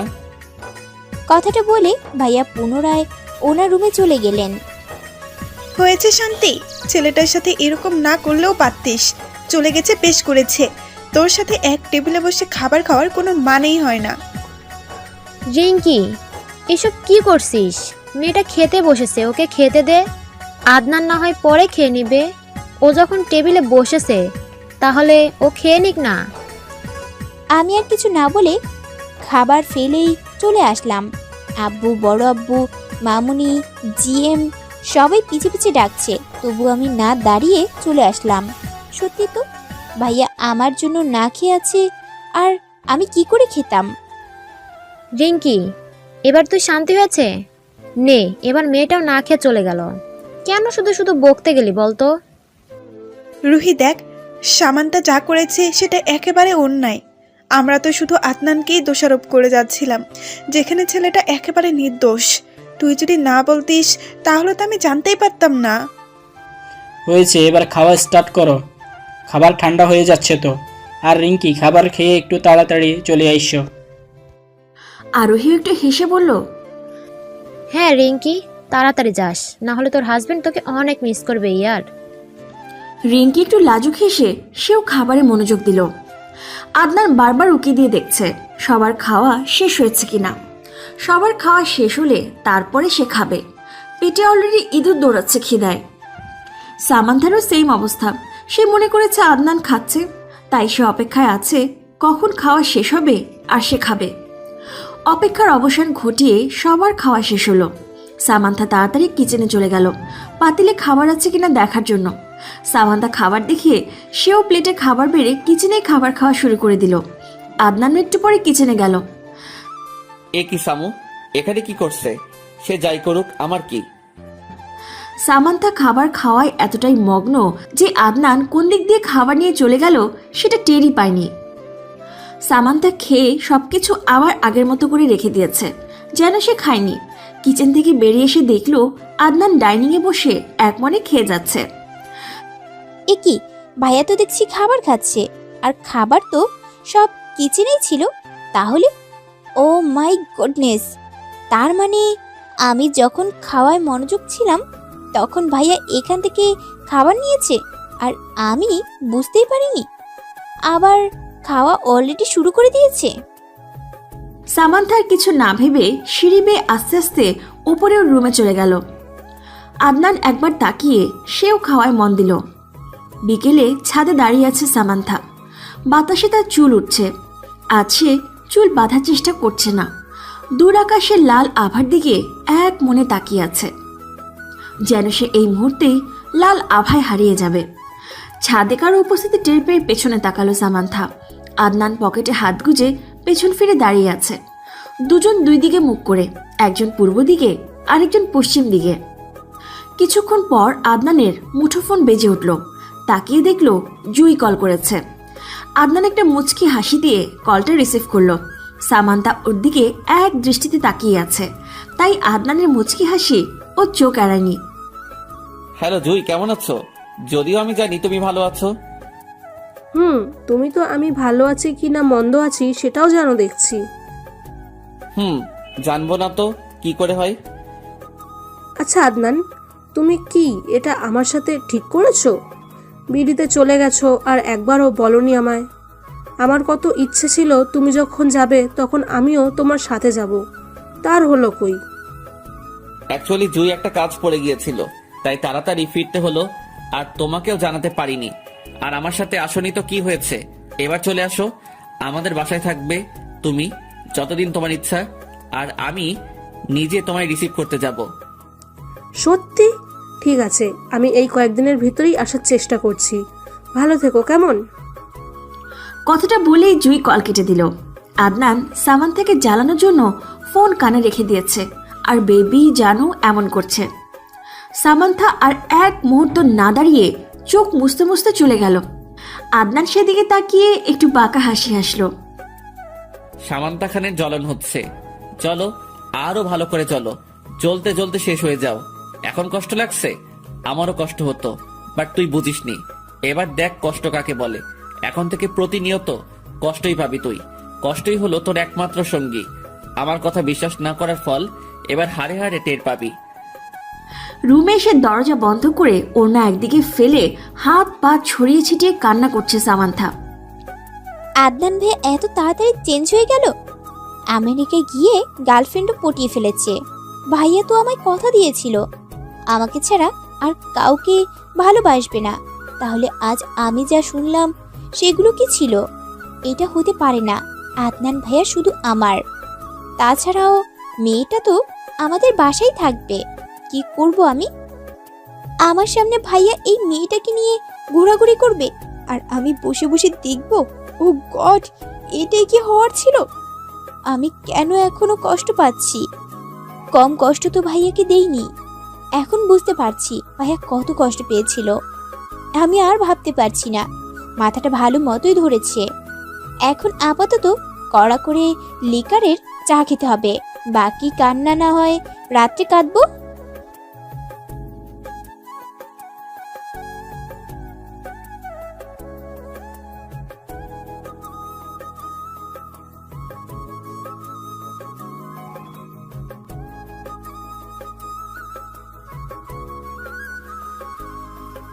Samanta, are you okay? হ্যাঁ মামুনি, আমি একদম ঠিক আছি। জাস্ট মাথা ব্যথা করছিল, তাই চা বসিয়েছি। তোমরা কি চা খাবে? না, আমরা এখন খাবো না, রান্না বান্না শেষ করে তারপর আমরা খাবো। ওকে। সামান্থা চা ছেঁকে কাপে নিতেই আদনানের আগমন। মা চা হবে? তোর কি হলো, আজ এমন টাইমে চা চাইলি যে? আসলে মা ভেবেছিলাম চা খাবো, আর আজকের গোধূলি দেখবো, তাই। সামান্তা বানিয়েছে, ওর কাছ থেকে একটু নিয়ে নে। আমি কারো বানানোটা খাবো না। তোমরা যখন বিজি তাহলে আমি বানিয়ে দিচ্ছি। আমারও ঠেকা পড়ে নাই, কাউকে হুদাই চা বানিয়ে খাওয়াবো। কথাটা বলেই সামান্থা একটা ভেঙচি কেটে চলে গেল। অসভ্য মেয়ে। তা আদনান, আজ তুই চা বানাচ্ছিস, পারবি তো? কেন ছোট আম্মু, আমাকে কি তোমাদের কাছে অকর্মা মনে হয়? আমি চা বানাবো আর সবার জন্য। সবাইকে আমার প্রশংসা না করে পারবে না বলে দিলাম। আদনান সবার জন্য বেশি করে দুধ দিয়ে চা বানালো। আদিলের মা, বাবা, আদিল, আহিল, রিঙ্কি, আরোহী, আয়শা সবার জন্য বানিয়েছে। আমাদের খোকন ডায়েরি চ্যানেলের নতুন নতুন ভালোবাসার গল্প পেতে চ্যানেলটি সাবস্ক্রাইব করে বেল বাটনে ক্লিক করুন। আদিল আর আহিল তো অবাক চোখে আদনানকে দেখছে। যে গরম পানি পর্যন্ত করতে পারে না সে নাকি চা বানিয়েছে। ব্যাপারটা হজম করতে বেশ সময় লাগছে তাদের কাছে। এ কি, তোমরা আমাকে দেখছো কেন? পরে দেখো, দেখার জন্য আরো সময় আছে। আগে চা খাও, নইলে ঠান্ডা হয়ে যাবে। আয়শা মুখে চা দিয়ে বলল, ভাইয়া তুমি খুব মজা করে হরলিক্স বানাও। মা তুমি এখন থেকে হরলিক্স বানাবে না, ভাইয়া বানাবে। ভাইয়া খুব মজা করে হরলিক্স বানায়। আয়শার কথা শুনে সবাই হেসে দিল। ওই আমি এটা চা বানিয়েছি, হরলিক্স না। আদনানের দাদুও চা মুখে দিয়ে হেসে ফেললেন। দাদু ভাই, এটা তো হরলিক্সই, এমন মিষ্টি আর দুধ দিয়েছো। যাই হোক, তুমি প্রথম প্রথম বানিয়েছো তাই এমন হয়েছে, পরের বার ঠিক হবে। সামান্থা উপর থেকে সবাইকে দেখছে। সবাই কত সুন্দর হাসছে মাতছে, শুধুমাত্র আমি ছাড়া। যদি আমি সেদিন ভাইয়াকে বিশ্বাস করতাম তাহলে হয়তো এই হাসি খুশির মাঝে আমিও উপস্থিত থাকতাম। একটা দীর্ঘশ্বাস ছেড়ে চলে গেল সামান্থা। আদনান সবার দিকে একবার তাকিয়ে বলল, আমি তোমাদের একটা কথা বলতে চাই। বলো শুনি। অ্যাকচুয়ালি কাল আমার সব কলেজের ফ্রেন্ডরা আসছে, ওরাই আসতে চাইছে। এখন তোমাদের পারমিশন ছাড়া তো আমি ওদের আসতে বলতে পারি না। যদি তোমরা বলো তাহলে আমি ওদের বলবো ওরা যাতে চলে আসে। আরে এটা তো ভালো কথা, এটাতে আবার জিজ্ঞেস করার কি আছে? ওদের বলে দে ওরা যাতে চলে আসে। আমি আর রিঙ্কি সব খাবারের দিক সামলে নিব। ঠিক আছে মা, আমি এক্ষুনি ওদের বলছি। সকালে ঘুম থেকে উঠে ফ্রেশ হয়ে নিচে গিয়ে দেখলাম সবাই অলরেডি খাওয়া শুরু করে দিয়েছে। আমি টেবিলে গিয়ে প্লেট, একটু জেলি আর দুটো ব্রেড নিলাম। আপাতত এটা খেলেই পেট ভরে যাবে। প্লেট নিয়ে সোফায় চলে গেলাম, না হলে আবার আদনান সাহেব খাবেন না। সকাল 12:40 দিকে গেটের দিকে হইচই দেখে এগিয়ে গেল সামান্থা। গেটে প্রায় 15-20 জন ছেলেমেয়ে দাঁড়িয়ে আছে। ওহ, তাহলে এরাই হলো আদনান ভাইয়ের কলেজ ফ্রেন্ড। মশার পাল কোথাকার। আদনান ভাইয়া এগিয়ে গিয়ে ওদের সবাইকে বাড়িতে ঢুকালেন। ওরা সবাই এক এক করে সবার সাথে কুশল বিনিময় করছেন। শুধু আমি নীরব দর্শকের মতো দাঁড়িয়ে দাঁড়িয়ে দেখে যাচ্ছি। আদনানের এক ফ্রেন্ড জুবায়ের অনেকক্ষণ ধরে সামান্থাকে দেখছে, আর সেটা কেউ ফলো না করলেও আদনান কিন্তু করছে। আদনান এগিয়ে গেল জুবায়েরের দিকে। হেই ব্রো, ওদিকে কি দেখছিস? না আসলে, আচ্ছা এই মেয়েটা কে রে ভাই? কি সুন্দর দেখতে, কি মায়াবী চেহারা, একটু পটিয়ে দে না ভাই। ওদিকে নজর দিস না, ওটা আমার জন্য বুক করা। তুই বরং অন্যদিকে নজর দে। কি? ও তাহলে তোর? হ্যাঁ, যেটা বুঝেছিস সেটাই। কিছুক্ষণ পর আয়েশা নিচে এলো। এত মানুষ দেখে তার চোখ ছানা বড়া। এই যে তোমরা কি বিয়ে বাড়িতে এসেছো? আয়েশার কথা শুনে সবাই আয়েশার দিকে তাকালো। আয়েশা মাথায় দুদিকে ছুটি বেঁধেছে, মুখ ফুলিয়ে কোমরে 2 হাত দিয়ে কথাটা বলল সে। আদনানের ফ্রেন্ড মাহফুজ আয়েশার নমুনা দেখে দাঁত বের করে হেসে ফেলল। এই যে দাঁত বের করছো কেন? দাঁত ভেঙে দিব। আয়েশার কথা শুনে মাহফুজ তাড়াতাড়ি তার মুখ বন্ধ করলো। আদনানের আরেক ফ্রেন্ড আবির বলে উঠল, আরে ভাই দেখ দেখ, কিরকম গরুর মতো শিং বেঁধেছে, পুরাই গরু লাগছে। একটা লেজ থাকলে আরো ভালো হতো। আচ্ছা, আমাকে মনে হয় গরুর মতো লাগছে, আর তুমি যে কবুতরের মতো চুল খাড়া করে রেখেছো তাতে তোমায় বান্দরের মতো লাগছে। আয়েশার কথা শুনে আবির হে হে করে হেসে দিল। আচ্ছা খোকে, জীবনে তো শুনিনি কবুতরের চুল আছে। তুমি কোথায় কবুতরের চুল দেখলে? আমি দেখেছি বলেই বলেছি। এবার বলো, তোমরা কি বিয়ে বাড়িতে এসেছো? না না, আমরা তো বন্ধুর বাড়িতে এসেছি, বিয়ে বাড়ি কেন আসবো? তাহলে চা খেয়ে চলে যাও। বিয়ে বাড়িতে গেলে ভাত খেতে হয়। কেন গো, তোমাদের বাড়িতে ভাত নেই? আমরা তো ভাত খেয়ে যাব। তুমি এত কিপটু কেন? ওটা কিপটু নয়, কিপটা হবে। আরে আমি তো আদর করে কিপটু বললাম, আর তুমি তাহলে স্বীকার করছো যে তুমি কিপটা? আমি মোটেও কিপটা নই, তোমরা সবাই কিপটা। জানো না, কারো বাসায় গেলে চিপস চকলেট নিয়ে যেতে হয়, এসব না নিয়েই খাম্বাগুলো চলে আসছে। ঠিক আছে, এরপর তোমাদের বাসায় আসলে চিপস আর চকলেটের দোকান সহ নিয়ে আসবো। আর আমাদের যে ভাত খাওয়াবে ওটার খোটা দিও না, তাহলে যে মনে অনেক বড় ধাক্কা লাগবে গো। আচ্ছা ঠিক আছে ঠিক আছে, এত করে যখন বলছো তাহলে আমি খোটা দিব না। কিন্তু হ্যাঁ, এটা মনে রাখবে যে আমি কত দয়ালু, তোমাদের মতো ভিখারিদের খাবার দিয়েছি। আচ্ছা আচ্ছা, মনে রাখবো। এখন তুমি আসতে পারো। আয়শা চলে গেল। আবির আদনানের দিকে তাকিয়ে বলল, ভাই তোর বোন শেষমেশ আমাদের ভিখারি বানিয়ে দিল। আমি প্রত্যেক দিন ওর জ্বালানো সহ্য করি, এবার তোরা একটু সহ্য কর। ও একটু বেশি পাকনামি করে, কিছু মনে করিস না। আরোহী আর রিঙ্কি সবাইকে ডেকে লাঞ্চ করানোর জন্য ডাইনিংয়ে নিয়ে গেল। সামান্থা কিচেনেই দাঁড়িয়ে আছে। আরোহী ওকে আদনানদের সাথে বসতে বলল, কিন্তু সামান্থা গেল না। চুলা একটা পাতিল বসিয়ে দিয়ে পানি ঢাললো। নুডলস বানিয়ে খাবে সে। এ কি সামান্তা, তুমি ডাইনিংয়ে যাও, লাঞ্চ করবে তো? না মামনি, আমি লাঞ্চ করব না। আমার নুডলস খেতে খুব ইচ্ছে করছে, তাই নুডলসই খাবো। খাওয়ার মধ্যেই আদনানের মুঠোফোনটা বেজে উঠল। জুই কল করেছে। হ্যালো জুই। হ্যাঁ আদনান, তুমি একটু এয়ারপোর্টে আসতে পারবে? এয়ারপোর্টে? কিন্তু কেন? অ্যাকচুয়ালি আমি বিডিতে চলে এসেছি। তুমি তো বলেছিলে আমাকে নিতে আসবে, তাহলে আজ আসবে না? ঠিক আছে, আমি আসছি। কিরে আদনান, জুই কি বললো? ও বিডিতে চলে এসেছে, ওকে আনতে যেতে হবে। আমি খেয়েই চলে যাব, বেশি সময় তো লাগে না, জাস্ট 25 মিনিট। তোরাও ওয়েট করিস, ওকে দেখে তারপর যাবি। আদনান খাবারটা খেয়ে ওর বন্ধুদের রেখেই চলে গেল। সামান্থা কিচেন থেকে সব দেখছে আর নিজেই নিজেকে প্রশ্ন করছে, কে এই জুই যার জন্য ভাইয়া ওনার বন্ধুদের ফেলেও চলে গেল? সেই দিন তো এই মেয়েকেই জানু বেবি বলছিল, আর এই মেয়েই তো আমাদের বাড়িতে থাকবে এখন থেকে।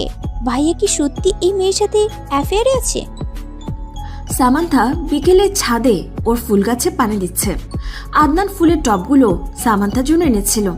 অনেকদিন ধরে যত্ন নেওয়া হয় না, তবে আজ একটু যত্ন নেওয়ার ইচ্ছে হচ্ছে, তাই সে পানি দিচ্ছে। সামান্থা বারবার ছাদ থেকে নিচে উকি দিয়ে দেখছে আদনান আসছে কিনা। 1 ঘন্টা হতে চলল, তবুও আসছে না সে। সামান্থার অপেক্ষার অবসান ঘটিয়ে আদনান চলে এলো। এর সাথে জুইও আছে। সামান্থার চোখ ছলছল করছে। সামান্থা নিচে গেল না, ছাদেই একটা দোলনায় বসে পড়ল। আদনান জুইকে নিয়ে সবার সাথে দেখা করালো। জুই শুধু একজনকেই খুঁজছে, সেটা হলো রকি। আদনান, রকি কোথায়? ওকে তো দেখছি না। তুমি হঠাৎ রকিকে খুঁজছো যে? না মানে সবাই যখন এখানে, তাহলে রকিরও তো থাকার কথা, রাইট? জানি না, ওকে তো আমি ফোন করেছিলাম, বাট রিসিভ করেনি। আমি ওকে অনেকদিন ধরে ফোন করছি, বাট ফোন ধরছে না। ও কি জানে না আমি ওকে কতটা মিস করছি? মানে মিস করছো মানে? আসলে আদনান, তোমাকে বলা হয়নি, আমার আর রকির বিয়ে ঠিক হয়ে গেছে। অ্যাফেয়ারে আমরা আছি।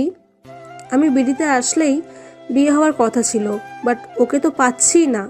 প্লিজ আদনান, তুমি কিছু একটা করো, দেখো কোথাও ওকে পাও কিনা। আমি দেখছি কি করা যায়। আদনানের ফ্রেন্ডরা চলে গেল। আদনানও কোথায় চলে গেছে। জুইয়ের একা একা ভালো লাগছে না, তাই সে ছাদে গেছে। ছাদে গিয়ে দেখলো সামান্থা মন খারাপ করে আকাশের দিকে তাকিয়ে আছে। জুই চিনতে পারল না সামান্থাকে। হেই, হু আর ইউ? কারো কণ্ঠ শুনে ধ্যান ভাঙলো সামান্থার। তাকিয়ে দেখলো জুই তাকে প্রশ্নটা করেছে। আমি সামান্থা। কি, তুমি সেই সৌভাগ্যবতী সামান্থা? ও মাই গড! সৌভাগ্যবতী মানে তুমি জানো তোমাকে আদনান কতটা ভালোবাসে? আমেরিকায় থাকতে যখন ওর কাছে যেতাম না, তখন শুধু তোমার কথাই বলতো, আর তোমার ছবির দিকে ছলছল চোখে তাকিয়ে থাকতো। বাই দ্য ওয়ে, তোমার কি মন খারাপ? নিচেও তো গেলে না। না এমনি। চিচি, আদনান ভাইয়ের বিষয়ে আমি এসব কি ভাবছিলাম। ভাইয়া আবার আমায় ভুল প্রমাণিত করলো। এই লোকটার কাছে কখনো জিততে পারিনি আমি। তবে আজকে যাই হয়ে যাক, আদনান ভাইয়ার মান আমি ভাঙাবো। কিন্তু ভাইয়া কোথায় গেল? ভাইয়াকে তো দেখছি না। আদনান ওর বাংলোতে গেছে। রকি যেই রুমে আছে সেই রুমের দরজা খুলে দেখলো রকি চেয়ারে হেলান দিয়ে চোখ বুজে আছে। ওর অবস্থা একেবারে করুণ। না চাইতেও আদনানের চোখ ছলছল করে উঠল। হাজার হলেও নিজের ফ্রেন্ড বলে কথা। আদনান দেরি না করে রকির হাত পায়ের বাঁধন খুলে দিল। কারো স্পর্শ পেয়ে চোখ মেলে তাকালো রকি। আদনান ওর কাটা স্থানের দিকে তাকিয়ে দেখলো একেবারে ঘা হয়ে গেছে। চল আমার সাথে, তোকে হসপিটালে নিয়ে যাব। না আদনান, আমি হসপিটালে যাব না। আমি যে অন্যায় করেছি সেটা ক্ষমার অযোগ্য। আমি এখানেই থাকবো, তুই চলে যা। আমি এখন রাগের বশে দুষ্গুণ বিচার করিনি, তাই এমন অন্যায় করেছিলাম, তাই এখন আমায় প্রায়শ্চিত্ত করার সুযোগ দে। তুই তোর ভুল বুঝতে পেরেছিস, এটাই অনেক। তাছাড়াও জুই বাংলাদেশে চলে এসেছে, তোকে খুব মিস করছে, তাই এখন ভালোই ভালোই চলে আয়। কি, জুই চলে এসেছে? চল। আদনান রকিকে নিয়ে হসপিটালে গেল। রাতে সামান্থা আদনানের রুমে গেল। আদনান তখন ল্যাপটপে কাজ করছে। সামান্থা কাঁপা কাঁপা কণ্ঠে বলল, ভাইয়া? আদনান মাথা তুলে তাকালো সামান্থার দিকে। তুই তুই আমার রুমে কি করছিস? ভাইয়া, আসলে আমি তোমার কাছে ক্ষমা চাইতে এসেছি। প্লিজ ভাইয়া, আমায় ক্ষমা করে দাও, আমাকে একটা সুযোগ দাও প্লিজ। এখান থেকে বেরিয়ে যা। পারছি, কি ভুল করেছিলাম সেদিন, এই ভুল আমি আর দ্বিতীয়বার করব না। আদনানও ভাবছে ক্ষমা করবে কিনা। বিকেলে জুইও অনেক বুঝিয়েছে, অনেক তো মনোমালিন্য হলো, কেউই তো কষ্ট কম পায়নি। সামান্থা এগিয়ে আসলো আদনানের দিকে, তারপর ওর পায়ের কাছে বসে পড়ল। প্লিজ ভাইয়া, এবারের মতো মাফ করে দাও, আমি আর তোমায় ভুল বুঝবো না। কথাটা বলেই সামান্থা ফুপিয়ে কেঁদে দিল।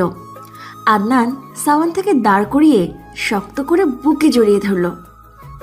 2 বছর পর আদনানের পরিবারের সবাই হসপিটালের করিডোরে দাঁড়িয়ে আছে। সামান্থাকে ওটিতে নিয়ে গেছে। আদনানের শরীর ভয়ে ঘেমে একাকার হয়ে গেছে, কারণ সামান্থার অবস্থা একেবারে ক্রিটিক্যাল। বেশ কিছুক্ষণ পর বাচ্চার কান্নার আওয়াজ শোনা গেল। আদনান দৌড়ে ওটির সামনে চলে গেল। নার্স তোয়ালে পেঁচিয়ে 2টো বাচ্চা নিয়ে এলো। কংগ্রাচুলেশন মিস্টার আদনান, আপনি জবজ বাচ্চার বাবা হয়েছেন। আদনান সেদিকে কর্ণপাত না করেই বলল, সামান্তা, আমার সামান্তা কেমন আছে? নার্স মাথা নত করে নিল। এ কি নার্স, বলছেন না কেন? আমার সামান্তা কেমন আছে? আদনান, আপনার স্ত্রী আর নেই, উনি মারা গেছেন। 2টো বেবি কনসিভ করতে ওনার খুব কষ্ট হয়েছে। আমরা বাচ্চাটাকে বাঁচাতে পেরেছি, কিন্তু ওনাকে শত চেষ্টা করেও বাঁচাতে পারিনি, সব আল্লাহর হাতে। আদনান নার্সকে ঠেলে ওটিতে চলে গেল। সেখানে সামান্থার নিথর দেহ পড়ে আছে, হাতে এখনো ক্যানলা লাগানো। আদনান সামান্থাকে ডাকছে চিল্লিয়ে, কিন্তু সামান্থার কোনো রেসপন্স নেই। সামু, প্লিজ উঠো, দেখো আমাদের 2টো মেয়ে হয়েছে। প্লিজ সামু, তুমি আমাদের এভাবে একা ফেলে চলে যেতে পারো না। তুমি না বলতে তুমি ওদেরকে খুব ভালোভাবে মানুষ করবে, এটাই তোমার মানুষ করার নমুনা। এভাবে ওদের ছেড়ে চলে গিয়ে।